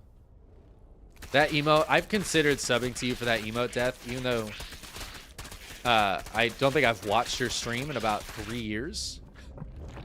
That emote's so good, I just want to sub for it. The barbecue drone, I mean, it's a hot one. It's a hot one. Dark's going to be the first to get to 1-1. I don't think there's going to be a chance to really fight before Oliveira gets there, though. But that bodes well for Dark as the upgrades continue on. Can start up his 2-2 pretty quickly here. Getting into Burrow and Bane speed. And that Infestation Pit. We know Dark loves to get to Hive as quick as possible. We saw that in game 1. And again, on a big map like this, I think it's going to be hard for Oliveira to really put too much pressure onto Dark. That creep spread is already getting pretty far out there.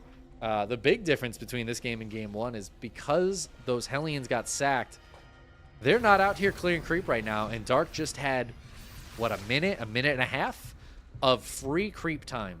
And that's just so much on a map like this with all of these active tumors.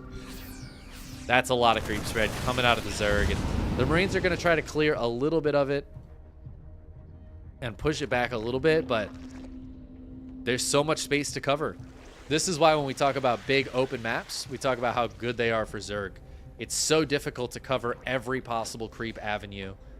And as long as the Zerg has most of them covered, makes their life so much easier. They have so much lead up time to knowing when an attack is coming, building units, sending counterattack. And this is a perfectly timed counterattack right as the 4th base gets there, but right before it's a planetary. Like a 30-second window there for Dark, and he nails it. Gets 4 kills. Delays mining at this base. Just gets out of there before he loses anything. Free damage. And his creep is starting to hit the midway point. Right here in the middle of the map. This is suddenly feeling like a very passive game from Oliveira. And that, again, feels like it's just going to be very good for Dark, whose Hive is about to finish as we hit the 9-minute mark. And while Oliveira does have that 4th base now up and running, he's got a 5th CC on the way. If he can get to that ultra late game, I think he could have a much better shot, but he's got to get into those ghosts. He has to get into like a heavy ghost tank composition. Get his defenses up. He's got to take these bases. I feel like you kind of need this gold planetary and just positions out in the middle of the map here, closer to the middle of the map. But he's not quite there yet. Dark is ahead quite a bit of supply. He is fully maxed, and he might start getting the pressure on. Oh, as Oliveira is not watching for a second and just loses that drop. And that's going to be the key sign here for Dark. He says, all right, it's time to go. Just killed a bunch of Marines out on the map. Nothing really to worry about back at home. And he's going to start trying to blast through here. Oliveira trying to set the wall up, but the Lings are getting in on top of everything. Where is the bio? There's just these tanks all alone against this many Lings. And that is just going to be that. 10 minutes of a game, but it felt like a lot of lead up to just this final swarm. And Dark got to play his own game in games 1 and game 3. A little bit of pressure from Oliveira, but not a ton of damage. And we get to see why you have to be an aggressive Terran, especially against somebody like Dark, man. He is so happy to just tech right the hell up. And Oliveira, the only one he won was when he did a Hellbat attack and was able to get that early damage done, get a lead, put Dark in a bad position, and then just keep on pressuring, keep that macro going. I think that's the kind of Oliveira we need to see, and that's the kind of Oliveira that wins world championships, but not today. Today it's Dark coming in for the dub. All right, there we go. Solid YouTube video ending right there. Dark knows how to capitalize any mistake in the mid game. He really does. He's got a really good like killer instinct. He knows when he's ahead. He knows when he can go win. He very seldomly miscalls that. I've seen a lot of players where they're like, "Ooh, I have the win," and they like go for it, and they do not have the win, and it becomes a very big mistake. But Dark knows it, man. He knows when he has the win, and he knows when he needs to like pull back and get those infestors and vipers out and play the most technical game you've ever seen. He knows when you've been sleeping. Dark is actually Santa Claus. It kind of makes sense, actually, because I feel like Dark's gone through the he's gone through like the Santa Claus changes, you know? He's got that like That big guy bod.